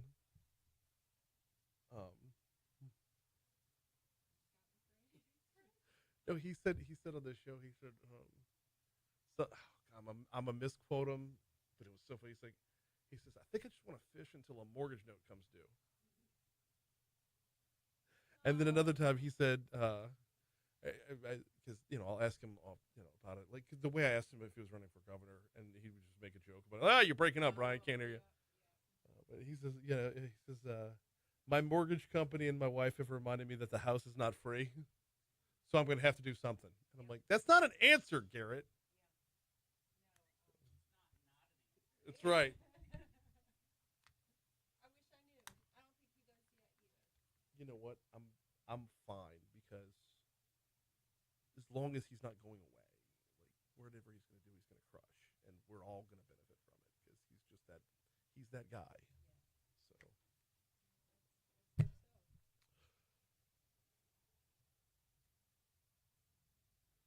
737 Talk 107.3 FM, WBRP. Mornings with Brian Haldane rolling right along. It's time to pivot a little bit. We're going to get back into the special session on tax reform. We're going to go heavy next hour. State Senator Franklin Foyle is going to join us. He's on the Revenue and Fiscal Affairs Committee. And Governor Jeff Landry is going to join us as well. I mean, if you're going to talk about the governor's tax reform package, you might as well talk with the governor. So that's all coming up next hour. Right now, I want to pivot over and start talking about what's ahead for us is the holiday season. And along with the holiday season, our thoughts can turn towards philanthropy and giving. Joining us now is Carissa Graves to dive in on this. Good morning. Welcome back. How are you? I'm doing well. Glad to have you back in studio. Good to be here. So let's talk a little bit about the different outlets that are out there as far as the Baton Rouge Area Foundation is concerned, which y'all have your eyes on and what you're hoping people know about. Yeah. Well, listen, I know some of my colleagues have visited with you in the past to talk about some of our strategic initiatives. Mm-hmm. I'm here to talk about the donors. Mm-hmm. So Baton Rouge Area Foundation is really a community foundation. We exist only because of folks that are listening in who decide to open a charitable fund with us. We're composed of hundreds of funds, all different types, mm-hmm. and folks place their charitable dollars with us. And sometimes they use our support in giving back to the community, and sometimes they know exactly how they want to do it, and they have the flexibility of their own timeline after they've opened their fund. Let's talk about how that happens. Mm-hmm. I mean, this isn't like just for the wealthiest of the wealthy to just cut a big check. We're talking about everyday folks just getting in the game. That is correct. Yeah, we've got funds of all sizes ranging from several thousand to several million. Mm-hmm. Surely, I don't want to take the place of anybody's CPA or financial advisor. Talk to your professionals. But this is the time of year that a lot of folks, ordinary folks, are looking at their year's income. We are aligned with the tax conversation you have going on this morning, yes, right? A little bit. How can you take advantage of the charitable tax benefits and use BRAF, the Community Foundation, to support your efforts?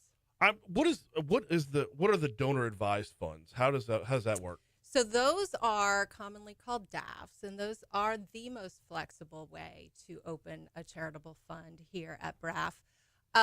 They give folks the opportunity to donate. You get credit for that charitable gift the year you give it, and yet you can take your time, you can grow it, you can spend it out. We call it spending. You can give it to the nonprofit community as you wish. There's no rush. And in fact, we have folks who have funds and they say it's the most fun thing to do because they're not actually giving out of their checkbook. Right. They're giving out of the fund. It's money they've already given away. Right, but you're taking the money and multiplying it later, basically. Absolutely. Or along the way, I should say.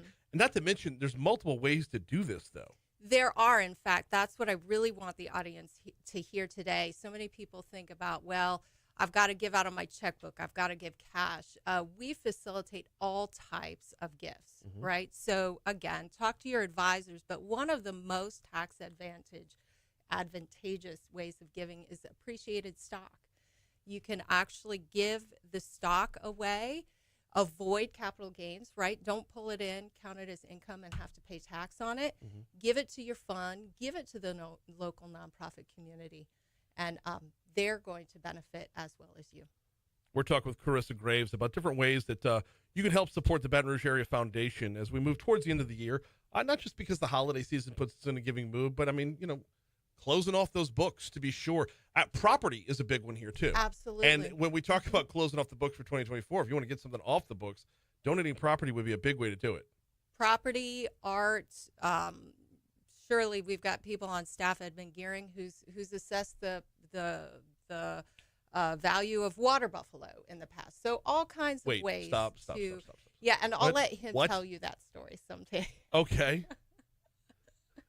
Water buffalo. Yeah. Mm-hmm. Okay. Somebody wanted that buffalo off. I saw livestock mentioned. I just figured that was going to be cows. I didn't know we were going full buffalo today. It's true. It's his story to tell.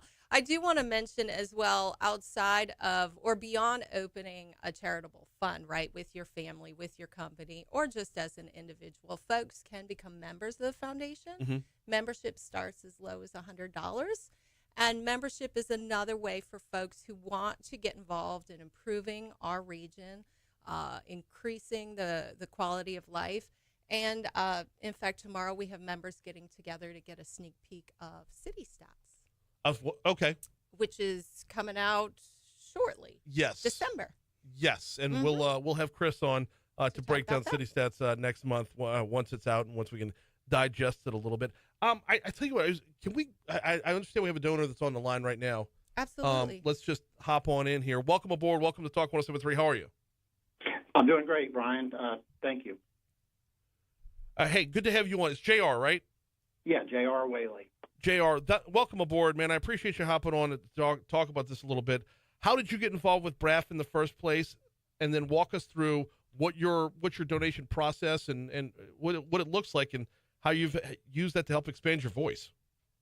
Yeah, no, that's exactly right. I got involved with BRAF several years ago, probably 5, 6, 7, 8 years ago, with a donor advised fund, and just recognize that BRAF really had a good sense of the needs in our community, maybe better than what I did. And so it was an easy process of setting up a donor advised fund and then also being able to direct those funds as I wished, but also with some insight from BRAF about some areas that I care about and or some top-notch nonprofits that are doing good work in those areas.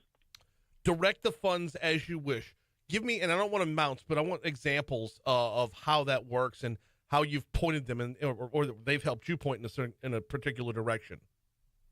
Yeah, sure. I mean, there's a few different nonprofits out there that I am aware of and was involved with and or thought was doing good work. Mm-hmm. And so I was able to tell the folks at BRAF that, look, this is an area that I care about. I'd like to donate from my fund to this particular area. And then also, if you care about education, if you care about healthcare, if you care about recovery, if you care about different things that touch your heart and you see that there's a need for, BRAF can also say, hey, there's a really good group you might want to check out. You might want to just learn about. And so those are kind of the areas that you can get plugged in with. J.R. Whaley is a BRAF donor. Go ahead, Carissa. Yeah, I wanted to jump in. So I wanted J.R. to join us this morning because he actually came up with something that we're really excited to support him in. So we haven't talked about the collective impact, right? When folks throw in $100, $1,000 here and there, and they decide together how they want to make an impact with their collective money. J.R., would you like to talk about your concept? Yes. That we're going to be moving forward very shortly? Yeah, Brian. So we're BRAF and we are working on a field of interest fund called Ambition for the Greater Good.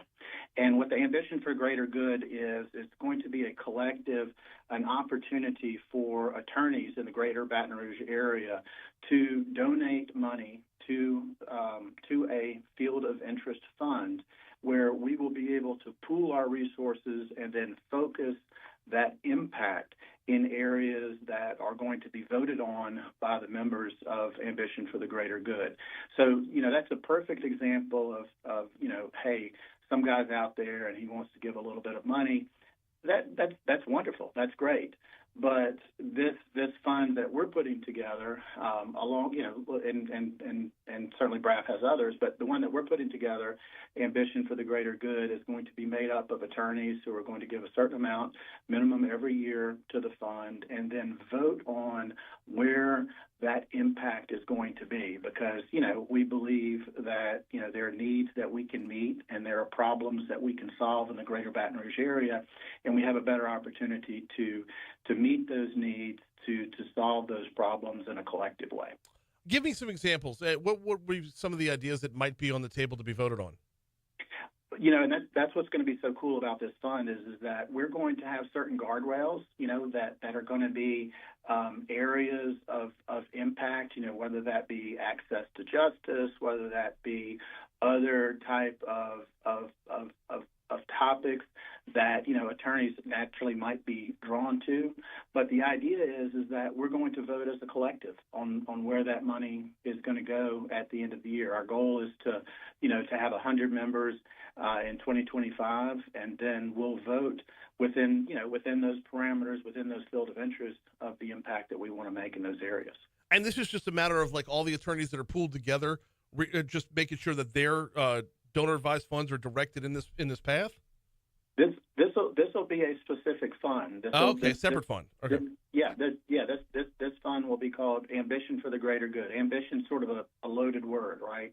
Yeah. If you don't have enough ambition, then you're not living up to your potential. But if you have too much ambition, then you're thought to be self-serving or something. And so the idea is that we're going to have a specific fund directed in a field of interest called Ambition for the Greater Good, and we'll use that ambition and we'll use that focused giving for the greater good in our community.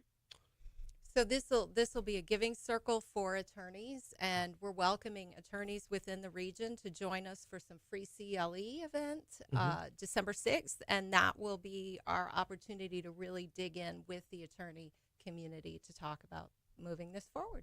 Very, very cool stuff. He is J.R. Whaley. I appreciate a couple minutes, man. Thank you for chiming in. Yeah, thanks for your time, Brian. Absolutely. Good talking to you. Likewise, absolutely. We got about a minute and a half left with Carissa Graves before we have to meet up with Your Money Now. Can we talk about membership for just a second? You mentioned $100 is the basic. How do folks go about doing that? Okay, so go to braf.org/membership to learn more. There's membership opportunities for individuals, for companies, as well as nonprofits.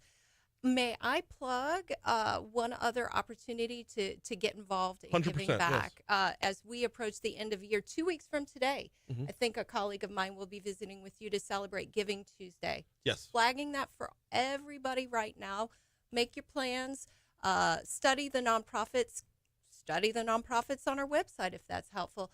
And we're eager to promote the critical work of nonprofits in our community. Oh, yeah, 100%. And the way Giving Tuesday has kind of evolved here, I mean, we've seen it in other places and seen it launch in Baton Rouge, and just how direct the impact can be. Because it's easy to say, look, it can be overwhelming. There's so many different things out there, and how do you pick and choose? What do you need? You just get in the game.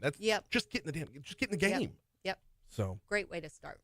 braf.org/donors. And yeah, Giving Tuesday coming up 2 weeks from, is it already 2 weeks from now? I know. Can you believe it? Yeah. Yeah. I mean, Thanksgiving's next Thursday. So she is Carissa Graves. Around the corner. Speaking of flying, we're just straight up out of time. This blew right by. Thank you so much for coming in this morning. Absolutely. We got Your Money Now coming your way right now on the back end. Let's talk broadband. That'll continue next. That was way too fast.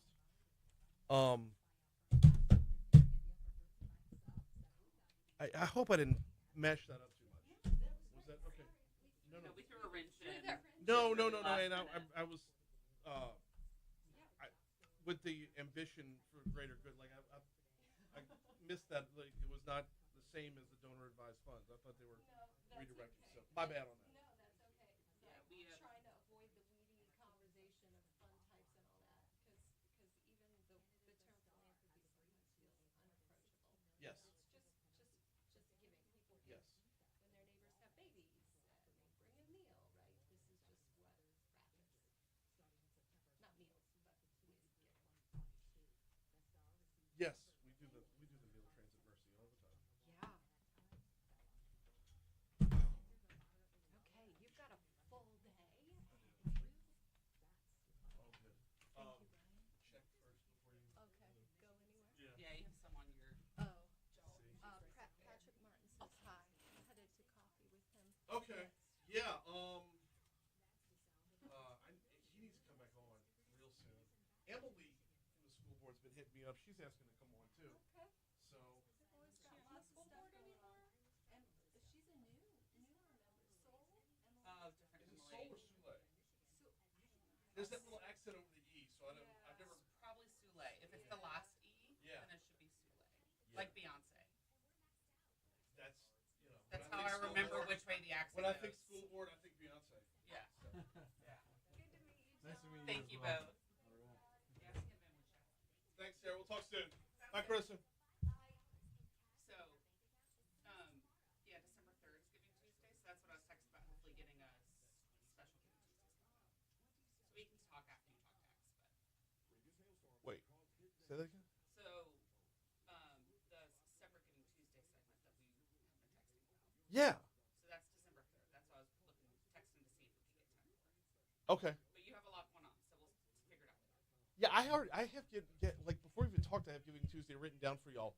I'm not sure if it's 7:35 or 8:15. I gotta look at my. It's not on our books, so just let me know when it is. Okay.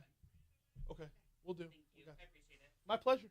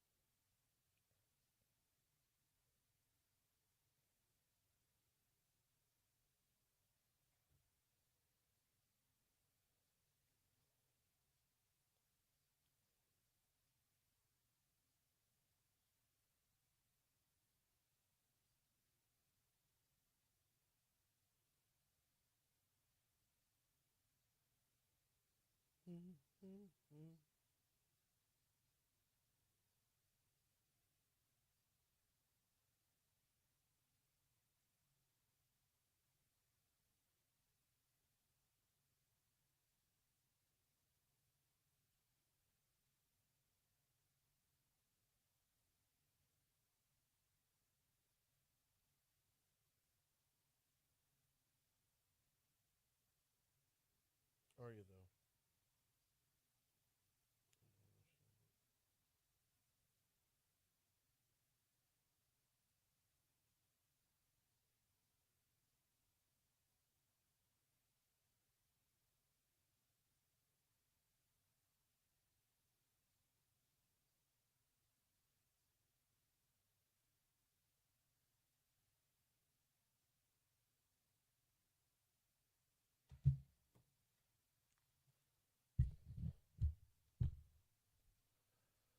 $7:56 Talk 107.3 FM WBRP mornings with Brian Haldane rolling right along. Oh man, we got some ground to cover still. Back into the special session on tax reform in our next hour. State Senator Franklin Foyle going to join us at 8:15. Governor Jeff Landry at 8:35, and I'm going to go ahead and make the executive call right now. I mean, I know he's the executive department, but I'll make the executive call right now. If we can keep the governor all the way till 9 o'clock, we're totally going to, because there's so much to talk about. In fact, what we're going to be talking about in just a minute has to fold into the conversation as well, but we'll get there. Give me 60 seconds to remind you about the folks over at Vex European, VEX. VexEuropean.com is the website if you want to check it out. Who needs to check it out? Anybody who drives a European vehicle. Mercedes, BMW, Jaguar, Porsche, Land Rover. In fact, if you go to VexEuropean.com, click on vehicles, you'll see the full list of what they service over there. And so I drive a 16-year-old car, a 16-year-old Mercedes-Benz. It needs a lot of tender loving care. It absolutely does. And I need the absolute best to make sure my car is still keeping its maximum performance. And they do that. It's amazing, y'all. It runs like it's brand new. I mean, and there's something to be said for German engineering, but there's also something to be said for making sure you have the best of the best taking care of that German engineering. I get the most out of my car. I get the most out of my investment in my vehicle because of Vex. VexEuropean.com. Same day or next day service over at VexEuropean.com. So one of the things we're going to talk about with the governor, obviously it's to be heavy on tax reform. But Governor Landry has awarded nearly $1.4 billion, coming in, a lot of it coming in from the federal government, almost all of it, to bolster broadband connectivity throughout the state. Vineeth Iyengar has been heading this up. He's the executive director of Connect LA. He says most of the money is staying local. 75% of those dollars are going to companies that are based in Louisiana that have had a great track record in building in their communities. Companies in Louisiana. This is awesome. We've been talking about building out this network throughout the state and how Louisiana has been out in front, actually setting the pace for the rest of the nation to look at what we're doing and try to copy and paste our template, which is fantastic to begin with. But if you're telling me we could be a national leader and employ Louisianans to do it, now we're talking about really multiplying the awesomeness. Yeah, I said the awesomeness. So the money's part of the Broadband Equity Access and Deployment, or BEAD program. The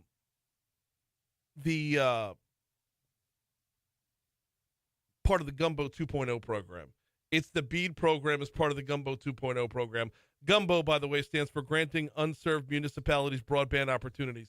Someone's been working overtime in the acronym department, which is fun. Vineeth says 2 local companies are part of a bigger group getting $450 million in that funding. The largest is a consortium between really 3 companies, Rev, Swift Fiber, and T-Mobile. Together they make up the Louisiana Local Fiber Consortium.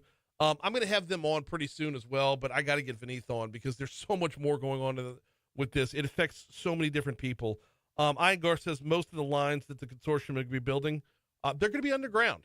The challenge that we have with hurricane resilience, telecommunications resilience, storm resilience is going to largely be addressed because this infrastructure is going to be built underground. This story is just a win from start to finish, and we're only beginning to tell it. So we'll get Vineeth Iyengar on very, very quickly. Right now, here comes news.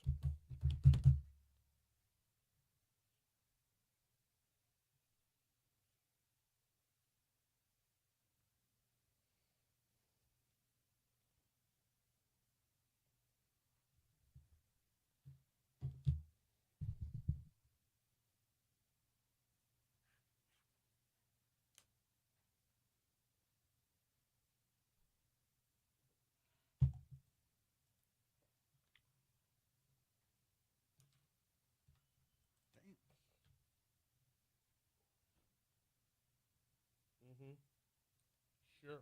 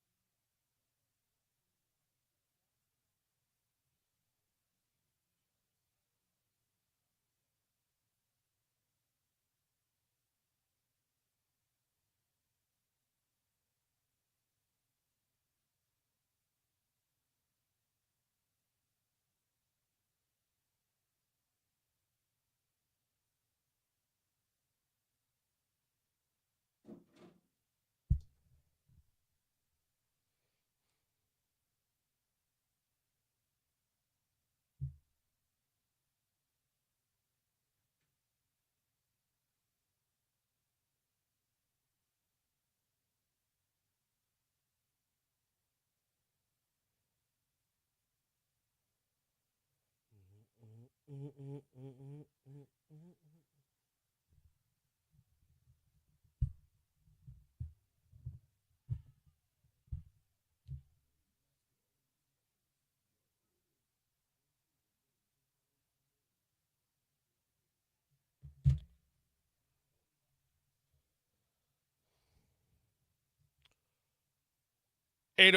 Talk 107.3 FM, WBRP, mornings with Brian Halliday and rolling right along. Hour 3 coming your way right now. Brian here with you, John LaBeouf producing. Are we up to 70 yet in downtown Baton Rouge?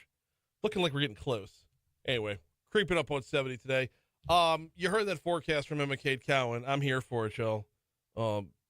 Let's cool things off a good bit. In fact, going to be downright cold later on this week. Cold's a relative term, I know.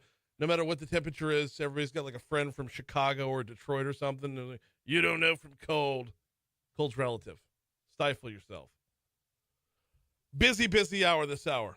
State Senator Franklin Foyle slated to join us in our next segment. A lot of the bills have moved over to the Senate side.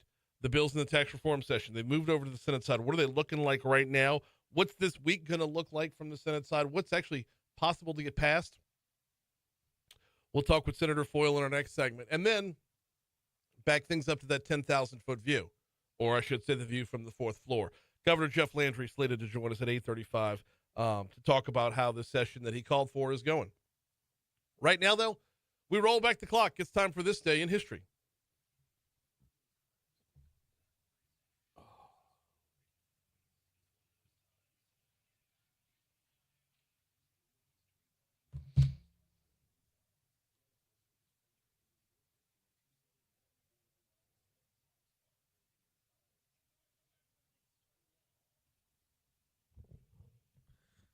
All right. What's happening?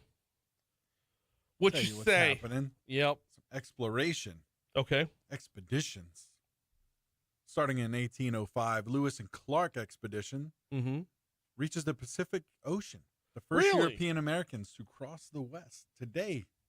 That's pretty cool. Oh, yeah. Yeah. You know what else is cool? What? 1863, where U.S. President Abraham Lincoln delivers his Gettysburg Address. The Gettysburg Address happened today? Yeah. Well, that's awesome. 1863, 407 years ago. Yep.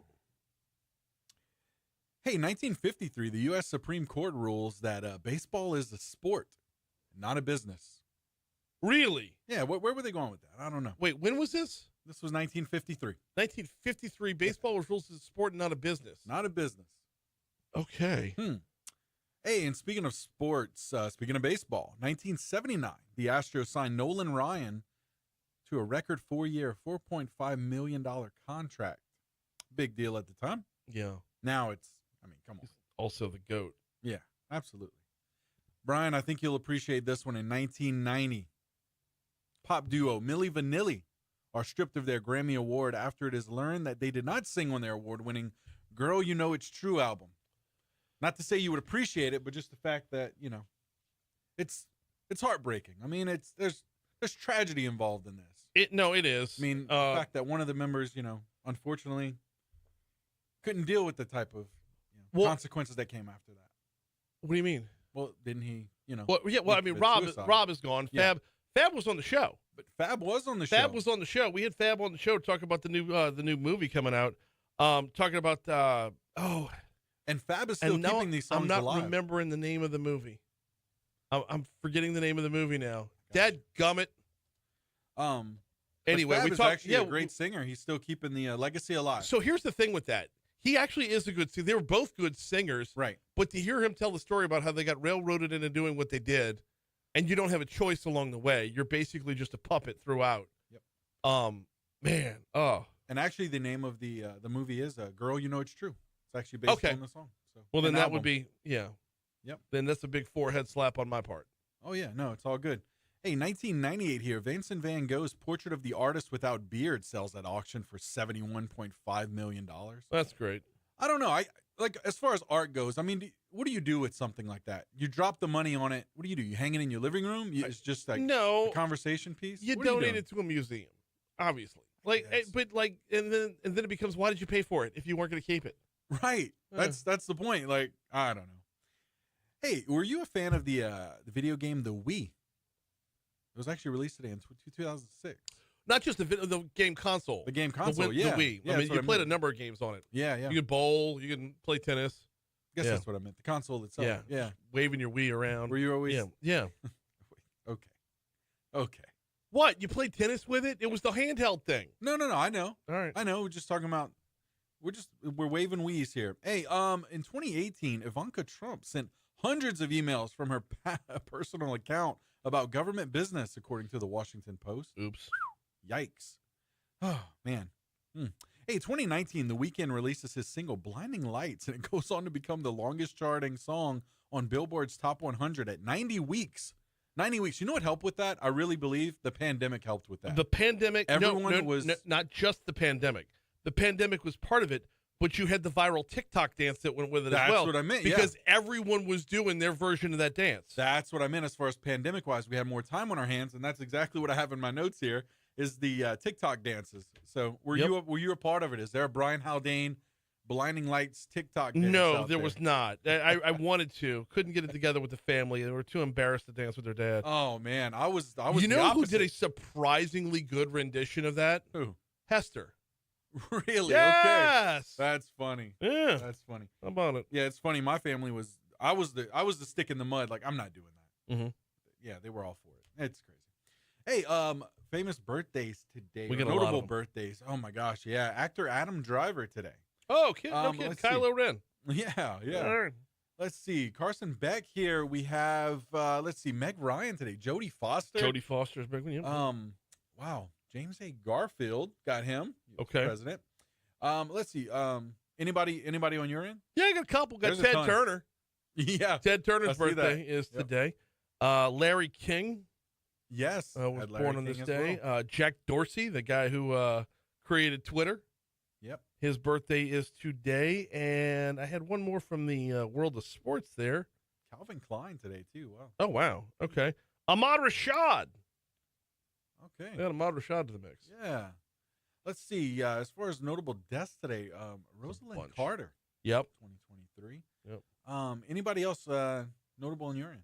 Yeah, we got a few. Joss Ackland. Oh. Franz Schubert died on this day in 1828. And you may have heard of this guy, Charles Manson. He died in 2017. Wow. Yeah. Just, let's see. As far as today goes, national day is National Entrepreneurs Day. Okay. International Journalist Day. Okay. So there we go. Fantastic. That's at least two. All right. We are due up for a quick break. When we come back from that break, let's dive back into the special session on tax reform. State Senator Franklin Foyles in studio next. What you say, boss? Okay, busy.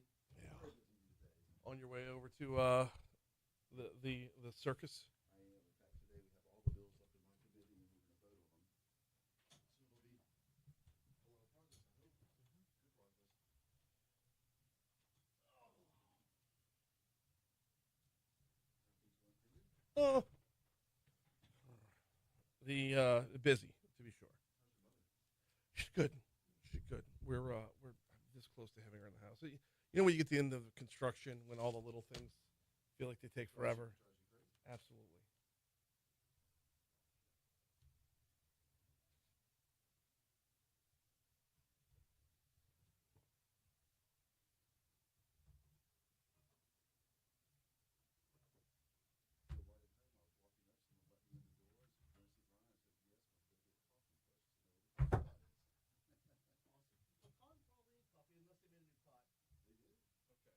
It's probably back to breakfast blend. It is. Okay.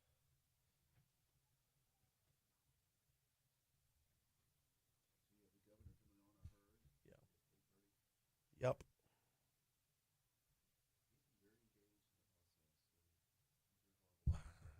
Engaged is one word. Kill the mics for a second.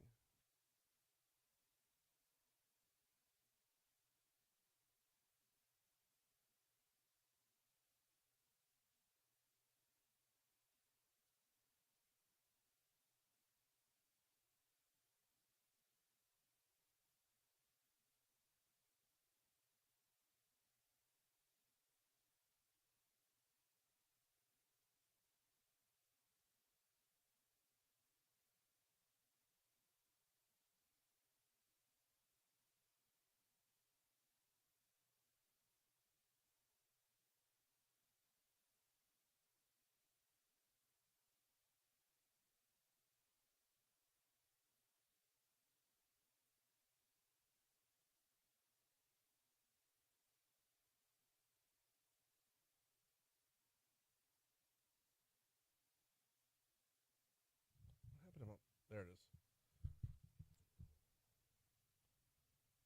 816 Talk 1073 FM WBRP. Mornings with Brian Haldane rolling right along. Time to dive back into that special session on tax reform.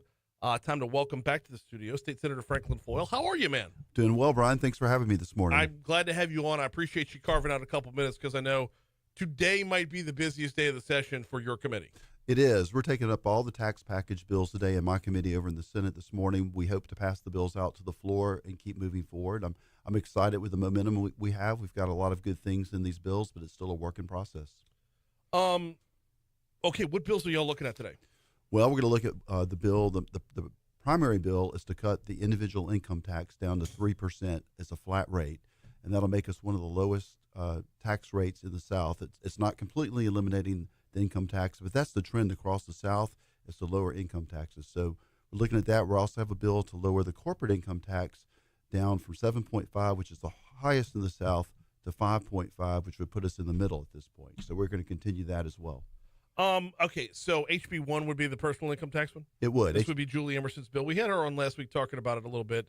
And I mean, the tenor of the conversation is basically y'all's aim is to not let the perfect be the enemy of the good.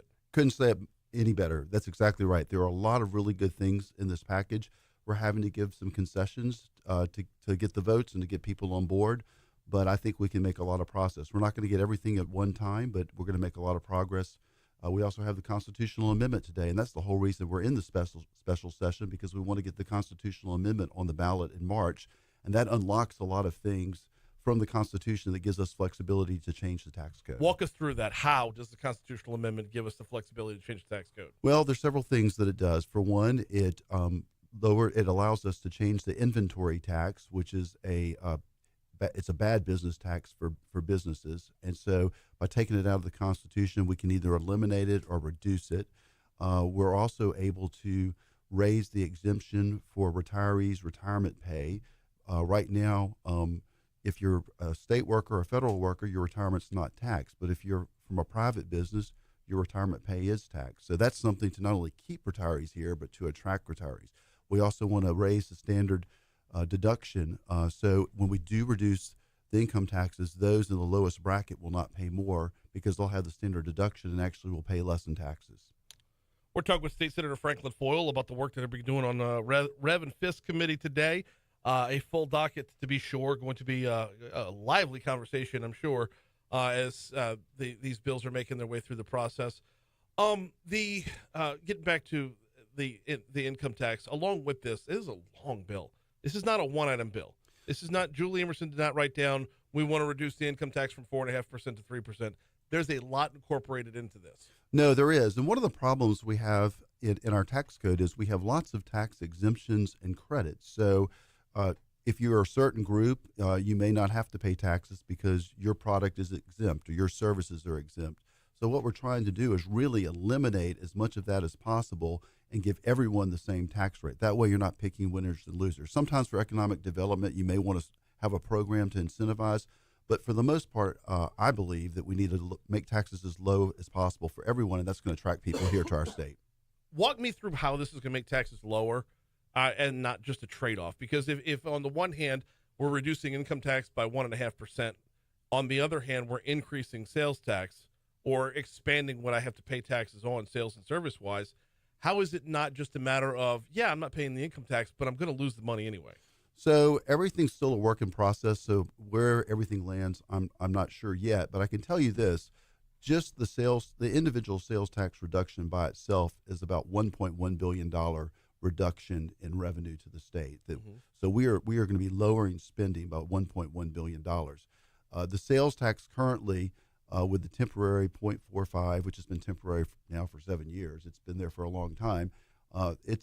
As the bill is in our committee, it's now 4.40. So it's about where it is today. That hasn't changed. Mm-hmm. There was a bill to expand services that were not currently taxed for sales tax, to add those at the same rate. And of course, you would increase revenue, but you're also taxing services like other states do, North Carolina and Texas. And that way you broaden the base. Now, that bill has stalled in the House. That's about $500 million in new revenue versus over $1.1 billion in a tax reduction. that bill may not get through. Okay, so are we left in the lurch if that bill doesn't get through? And we're going to be constantly walking this balance between I want a lower tax burden. I don't care if it's income or sales. I want a lower tax burden overall. I would like to be able to do a little bit more with the money that I earn. The flip side of that is state's got to keep running. State, and you constitutionally have to have a balanced budget. So how does one happen without the other being left behind? No, it's definitely prioritizing, and you're exactly right. I mean, right now we have a projected shortfall for next year, so we're going to have to adjust. We'll have to make it up by getting rid of maybe some more exemptions.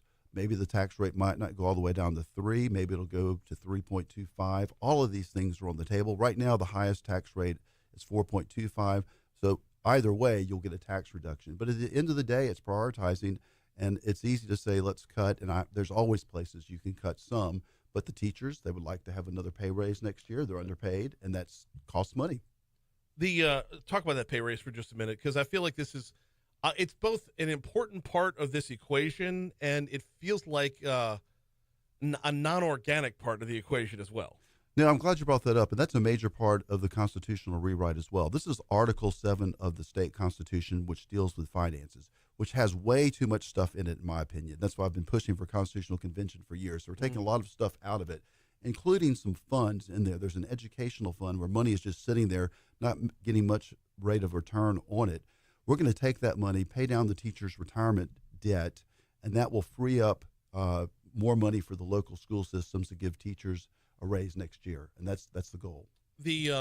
Interestingly enough, I had State Senator McMath on yesterday, and I asked him, I was like, does this special session just reveal the need that we've had the whole time for a constitutional convention? He took issue with that. I think you're on the same side as me with this one, is that everything that we're going through right now, it feels like a lot of it would be on the path to being solved had we had a constitutional convention, even a short one back in August. No, it does, and I don't want to jinx what we're doing, because I am a big supporter of a constitutional convention, yes, as you know.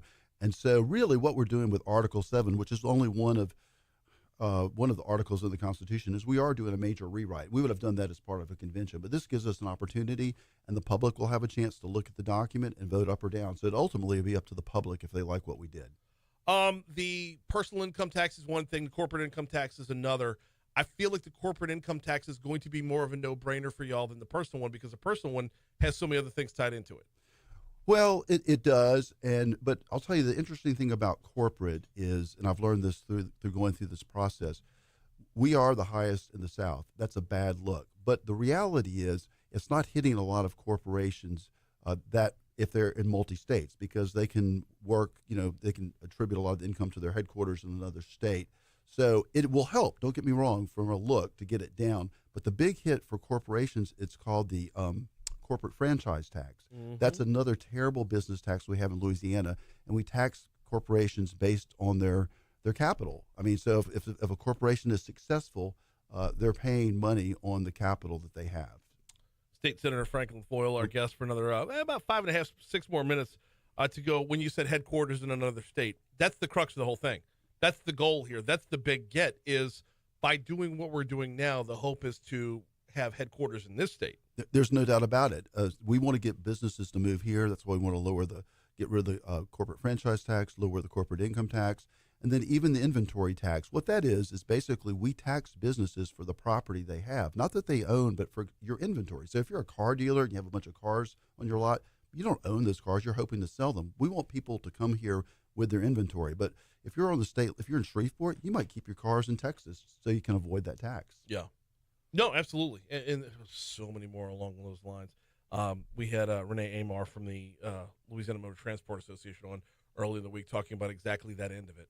But it's a struggle because, we're getting a lot of pushback from local governments. Local governments look to the state to help them financially. And so it's a balancing act. And we need to really get out of the business and give locals more independence.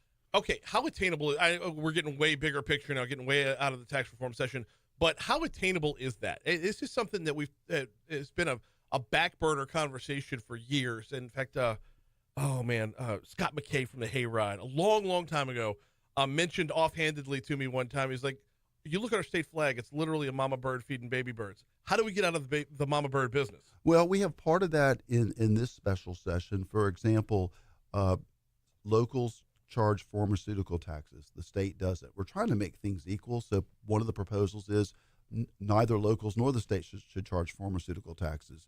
For food, there's an exemption for food. The locals charge for food. The state doesn't. So we're trying to at least make those things equal. But back to the inventory tax, we're trying to incentivize locals to quit charging inventory tax by using some of the money we would get from these funds that we would take out of the Constitution to give them a bridge to get rid of that tax. Got State Senator Frank LaFoyle in with us. Yeah, the trade-off there is if you're not charging the inventory tax, you're incentivizing the business to be there.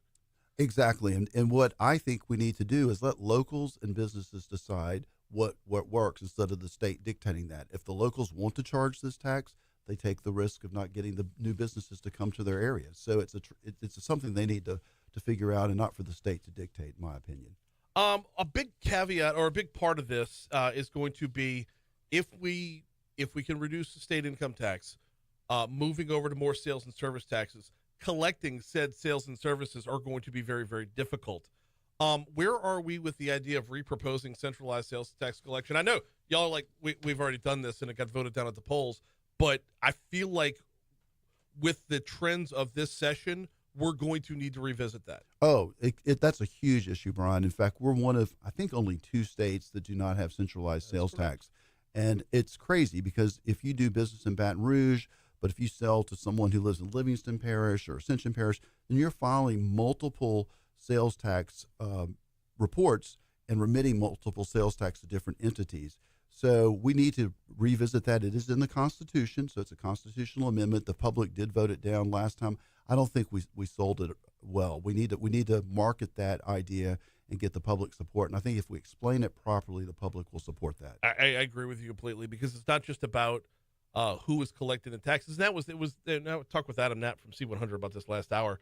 It's not just about who is collecting taxes, but how much is being left on the table that's just floating around out there. For example, online purchases. Oh, that's huge. Upwards of more than $2 billion a year is left on the table. And when you look at offsetting the cost of lowering the income tax, that number alone would undo that. No, and that's huge. And a lot of people don't realize when you buy things on the internet, you're supposed to pay a sales tax. Right now, if the merchant doesn't remit the sales tax, then you as the purchaser are supposed to report this. Well, people are not aware of that. And in fact, that's another part of the package on the revenue side. We are going to start taxing digital goods. Like if you get Netflix, you're going to have to pay sales tax. When my children were young, I would go to Blockbuster and rent a video to watch for the weekend. I paid sales tax on that. We just have changed the way we do business in that respect. So I worked at Blockbuster in college, so I could speak to this firsthand. Renting a video was $3.88. With tax, it was $4. That's just that simple. Like it made it easy for everybody because it came out to a round number. But yeah, there was tax built into it. You didn't feel it as the consumer because it was built in. It's just like $4. There you go.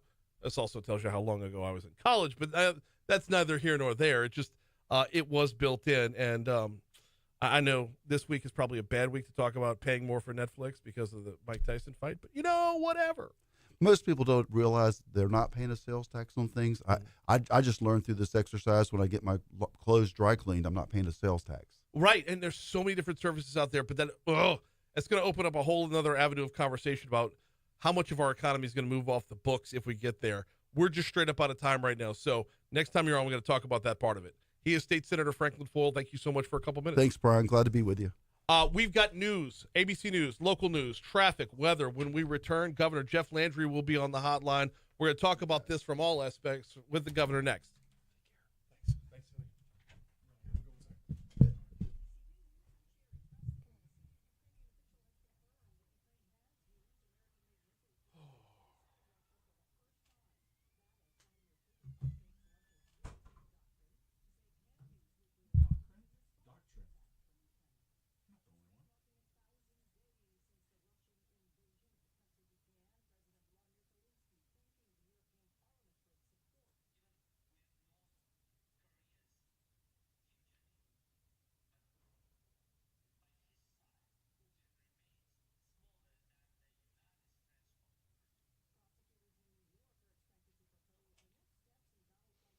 want to do more work for free, please.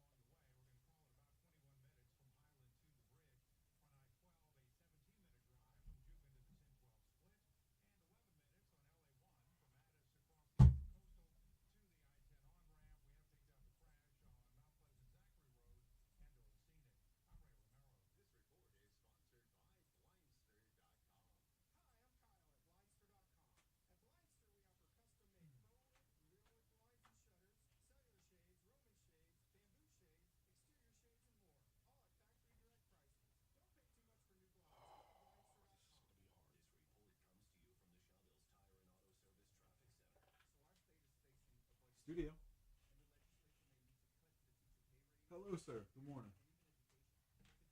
Yes, sir. We're doing well. We'll have you on here in just a few minutes. Hello? Oh, okay. No problem. All right. Thank you.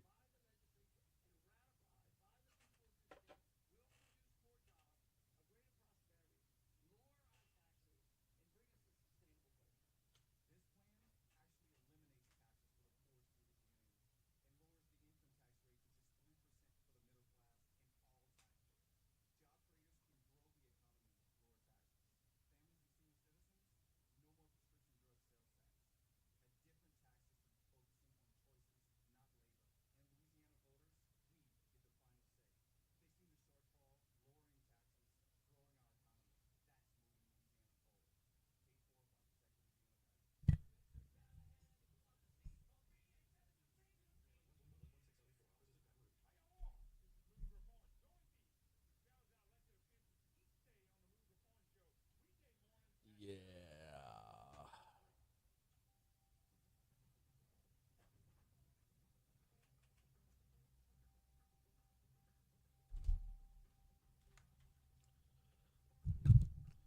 All right, the rain's gone. Thank God, kept me up all night. The rain is gone. What does that mean for our weather moving forward? Well, today's high is going to be about 82 degrees under sunny skies. Tonight, we're going to get down to 55. Tomorrow's where we're going to start to see some impact. Tomorrow's high is just 70 with an overnight low getting down to 40. Thursday's high, 68. Friday's high, 66. Back up to 68 for game day Saturday when Vanderbilt rolls into town. Your overnight lows are going to be in the 40s all those nights as well. Right now, we're looking at sunny skies and 66 degrees in downtown Baton Rouge.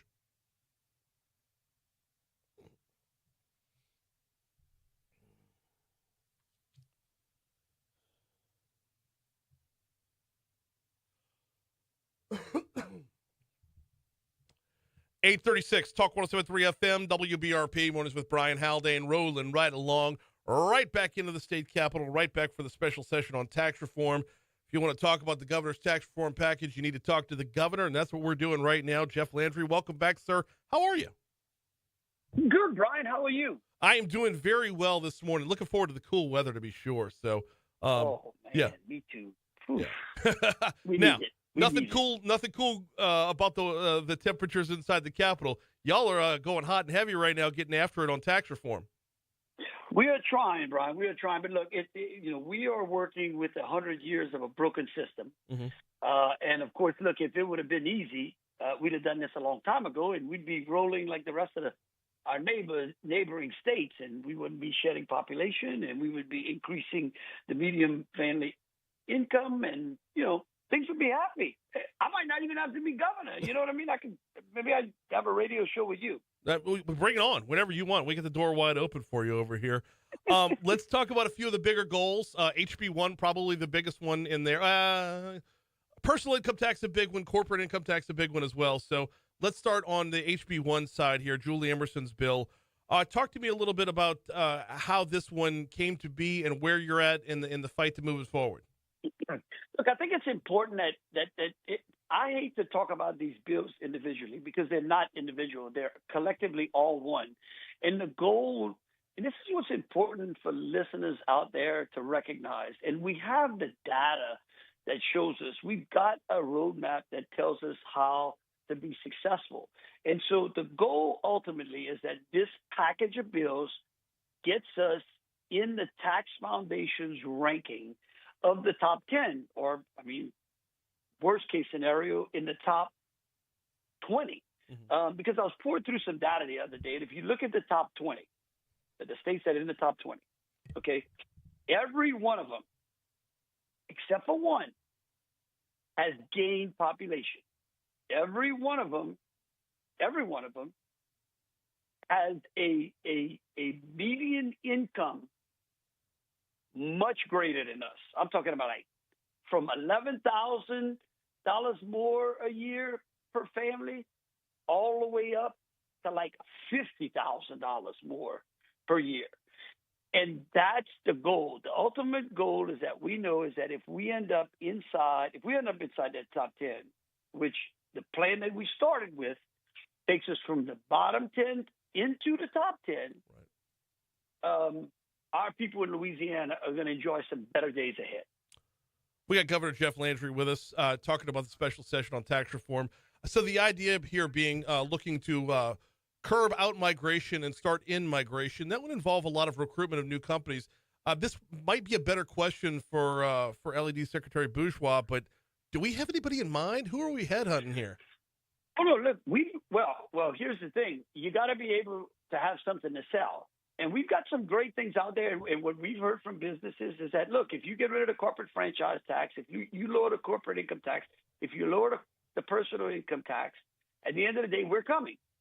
And we've got some great potential projects. In fact, we've got so many attributes that we can sell. Our tax policy is the biggest obstacle. And so what we're trying to do, and the voters need to understand this, is that we're trying to realign our tax structure. And look, Brian, I'm going to tell you something. I don't know what the final product's going to be this week, but I can tell you, if we get something done, if we pass all of these packages of bills in whatever form, it's going to be better than where we were before. If we can do this. And again, there could be some things that people don't like, and that's okay. But guess what? We'll go back and work on those things that they don't like. We've got 4 years to continue to work towards some progress. But here's what we know. Look, let's take Tennessee. You got Tennessee. right? Okay. They got a sales tax rate of 9.5%. They got no income tax, zero income tax.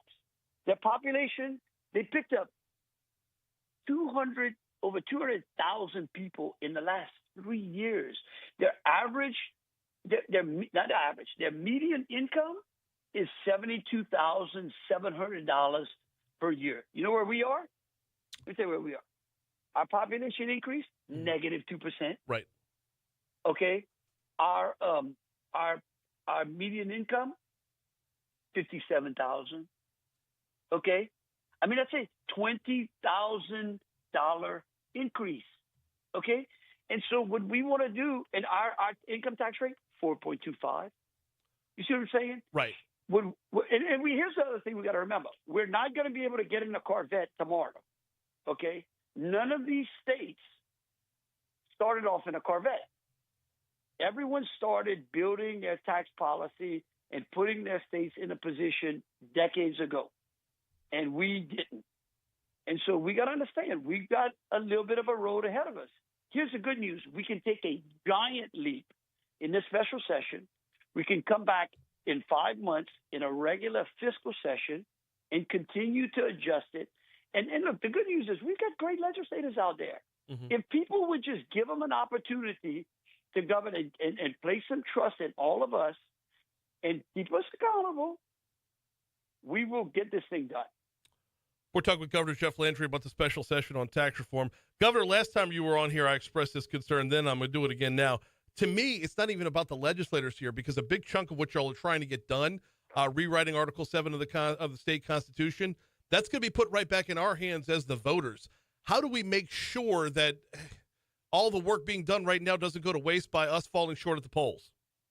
Well, I'm sure that means that I'm going to just be on your show a lot as we get towards that March date. Look, here's what I'll tell you. There's going to be so many great things for the people of this state to understand as to why we should pass that constitutional amendment. Number one, we're going to have a permanent teacher pay raise built in it. Number two, we're going to have a double deduction for seniors, so we're going to be taking care of our seniors.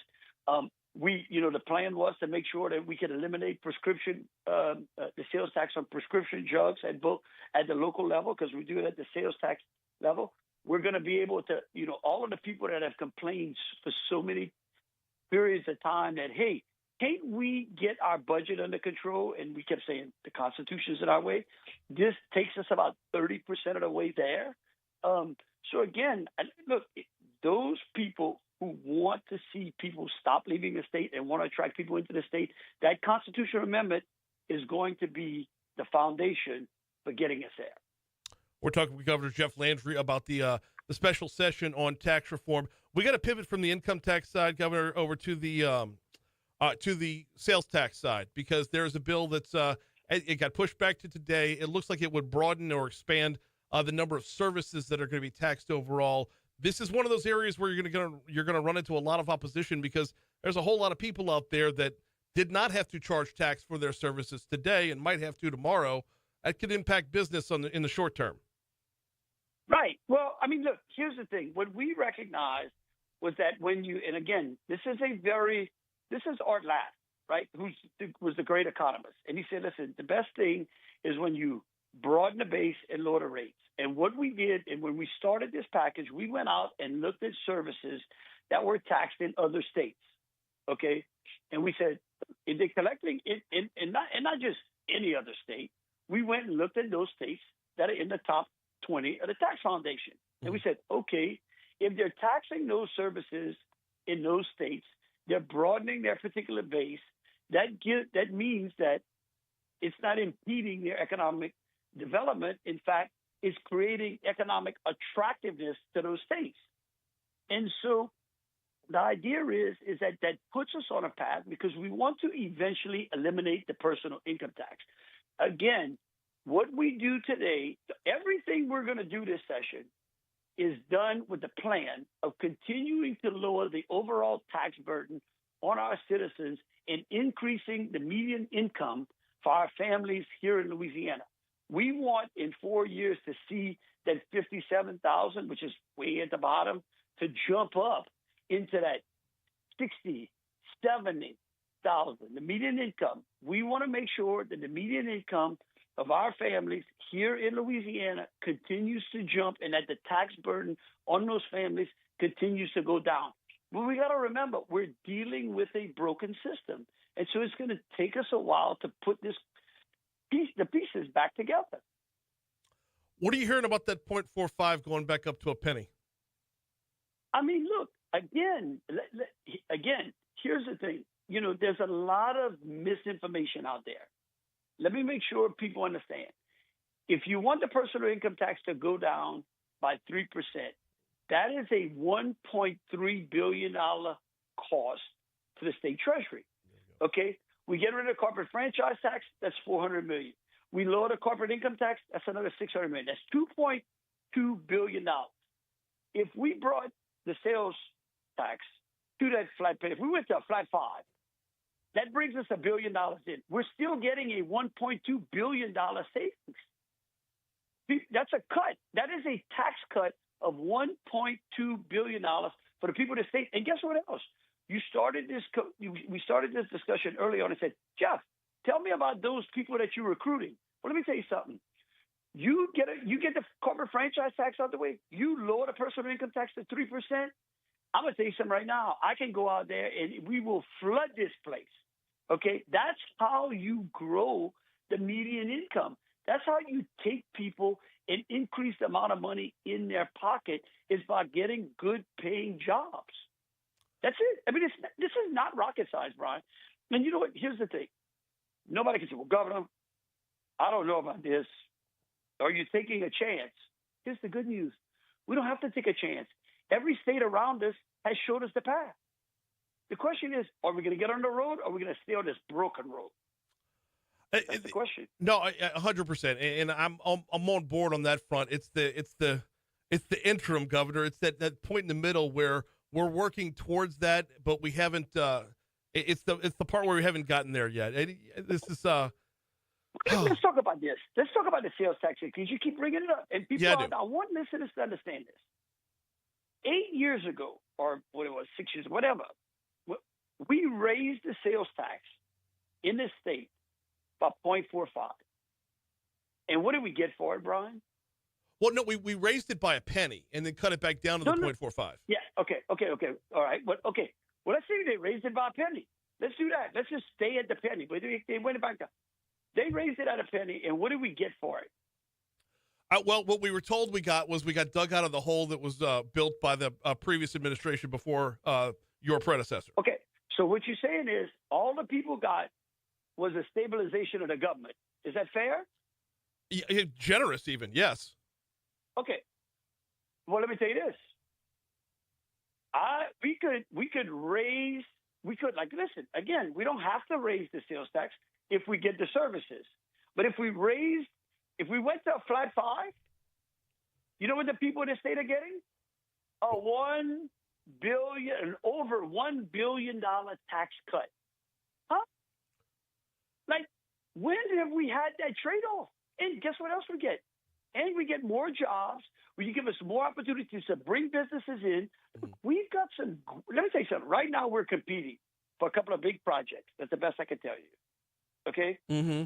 And you know what? We're competing against Georgia. We're competing against Tennessee. We're competing against Alabama. I know. I'm in those meetings. As I promised the people of this state that I was going to work with our economic development leaders to go attract jobs. And every time I go in there, they're like, what are y'all doing in your tax structure? Where are y'all in the tax foundation? Do y'all still have that corporate franchise tax? They hate the inventory tax, which is another thing. We finally have a path where we're working with our local governments to try to help them realign their tax structure as well, because they're recognizing that they're losing jobs and population as well. Everybody's in this boat. It's time everybody starts rowing. We got Governor Jeff Landry. Can I keep you for just a couple more minutes? I know I promised you'd be out by 8:50. No, I'm telling you. Listen, I'll stay with you for an hour if I can. My people will get mad. But I got to hand off the moon in 10 minutes anyway. So, but yeah, can I just keep you around for like 5 more minutes? Sure. Okay, John, here's what we're going to do. I want to push the break back to the end of the show so the governor doesn't have to sit on hold for 3.5 minutes. We're blowing right past your money now because, honestly, we're talking about the people's money right now. All right, we got Governor Jeff Landry with us for a couple more minutes. I'll keep an eye on the clock. We'll get out on time. Don't get nervous. But all right, let's stick with this. When you talk about broadening the base, that's adding the new services. When you talk about the penny, that's not broadening the base, that's deepening the base. Why does it take both to get this done? Well, it doesn't take both. It doesn't. But we've run into a lot of resistance in trying to get the services in place. Now, I will tell you something. One of the problems with the services that is that our ability to collect those particular taxes and to go from one parish to another is difficult right now because, again, our foundation is a little faulty. Look, we worked with the locals to find a language to be able to address that, but we just have not been able to get the requisite number of members on both sides of the chamber. It's not one chamber or the other to be able to address all of the services. Well, you're talking about centralized sales tax collection now, and Governor, this kind of goes back to my point about being scared when it's put in the hands of the people, because y'all already did your job on that front. It went to the polls and it fell short, and we need it. We need it to make sure we're maximizing our savings. Well, no, let me tell you something. We're working our way to more responsible collection. Okay, and the biggest problem. Look, let's talk about where we started. The people distrust the state government. Yes. The locals distrust the legislature. The legislature distrusts the locals. We can stay in that circling firing squad, and our people can get poorer, and we can get less of a population, or we can stop and say, okay, we can take steps under which you say, look, you have to be able to have confidence in me.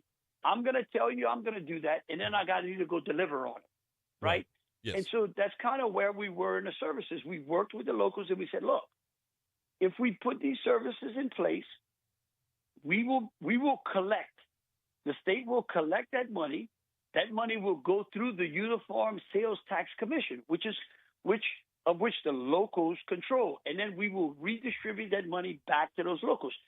That happens in many other states, okay?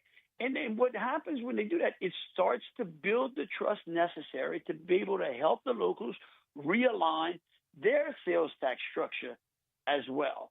And so, again, we're kind of getting into the particular weeds, but let's go back to the top of what we're trying to get to. We're trying to get to a place under which the tax foundation score puts us in the top 20. And everybody says, why should we care about the tax foundation? Why? Because everyone in that top 20 is doing way better than us. And every time somebody gets into there, that state and those people do very, very well. The citizens in that state, it is proven again and again and again and again. The theme. Go ahead. I don't want to be in the top 20, Brian. You know where I want to be? Number one. Well, I'd like to be number one, but certainly right now I think the top 10. I think the top 10. We got about 2 minutes left, Governor, and I've got about 19 more things to cover here. The theme of the morning, kind of between our conversation here, the Senator Frank LaFoyle in the last segment and Julie Emerson the other day, is don't let the perfect be the enemy of the good right now. 100%. Last one before I get you out of here, and we're completely pivoting topics. I'm sorry, there's a complete redirect. I have no smooth segue here. Can you give me 1 minute on broadband and that's just the amazing news and brag on Vanessa? Oh, my God. Yes. Look, Louisiana, I'm going to tell you, Representative Dow Desertel literally had vision, created the Office of Broadband Technology. Vanessa has done an unbelievable job. We are leading the country in implementing the federal program to expand broadband in the state of Louisiana. We know we're a very rural state. We've got plenty of particular challenges. And guess what? Let me tell you something. Watch this. Watch how the good Lord takes care of us. Oh, my word, Brian. We go out there and implement this broadband program, and we get inside of the top 10 on the tax foundation. You see how they go hand in glove? No, 100%. I mean, what? I mean, I'm telling you, it's unbelievable. Well, you just got to go get it done. And I hate to bring it back to the session, but look, the broadband is going to be phenomenal. We're gonna bring broadband to people that have been saying, like, could I please just get on the internet? They're so tired of dialing. Well, you know what I mean? No, yes, and and we're doing it in a way that's actually setting the tone for the whole nation and earning us a chunk of change on the back end. But we're gonna have to get into that at a later time. In the meanwhile, he is Governor Jeff Landry. I always appreciate the time, sir. You'll get back at it over there at the Capitol. Okay, thank you, Brian. Thank you. He is Governor Jeff Landry. The thing is, it's such a big ask. A lot of moving pieces, but like he said, all those moving pieces are part of one package. So, let's go ahead and break it. If there's time on the back end, I'll come back. If not, we'll get you to Moon.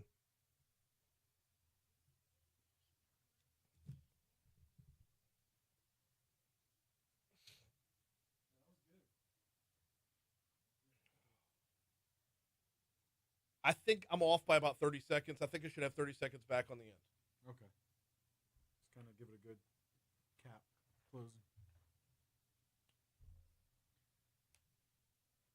I gave him every opportunity to say that of that $1.4 billion, the way Beneath did his job, we're going to have $500 million to spend on other programs because of free market economics. Wow.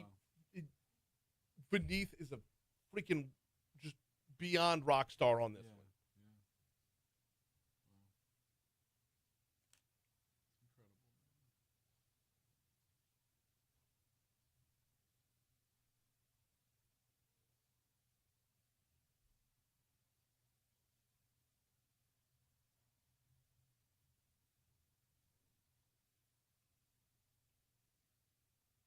I should have done this during the segment. I should have pulled up to see if there was any spots I could delete, like house spots. How much more do we have on the break? Not long, about a minute and a half.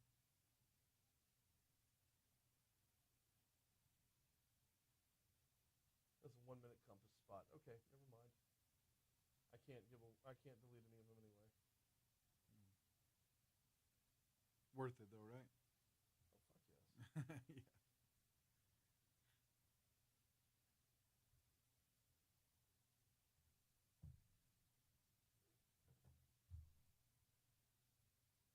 Yeah. Skip traffic. After the spot, come back to me.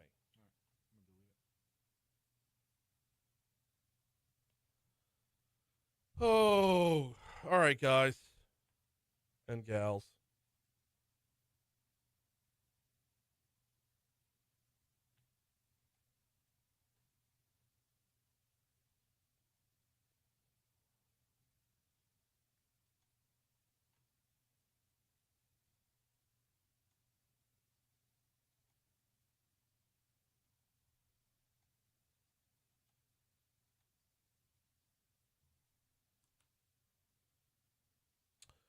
Byron says the centralized sales tax proposal was written by some drunk IKEA employee. Most people couldn't understand it.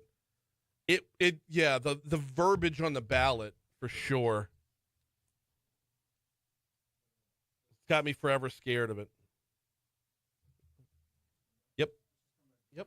Come back. Come on. 8:59 Talk 107.3 FM WBRP. We are all done for the day, y'all. I apologize. We only got 20 seconds left before we hand off the news at the top of the hour in Moon Griffon, but it was so worth it having the governor on to break down his tax reform package and where we're at in the process.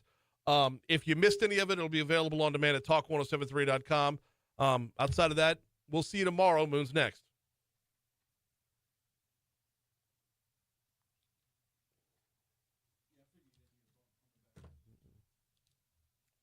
All right, last one before I get out of here. Matt says the government will win. They usually get what they want or cut what the people want. See, that's the thing here is we're painted into a corner, and that's the part that I wish the governor would at least admit. At least admit that it's a chance. You're running the chance that the people are going to get scared at the polls and vote down the changes to the constitutional Article 7. So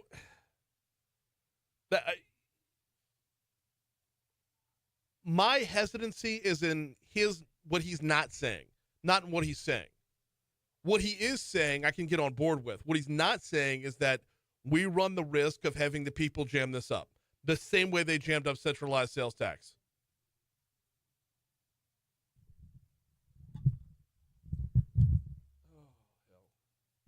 All right, I'm gonna get out of here, y'all. Good show today. I mean, stepped all over myself in the first segment. But other than that, we'll see y'all tomorrow. Later.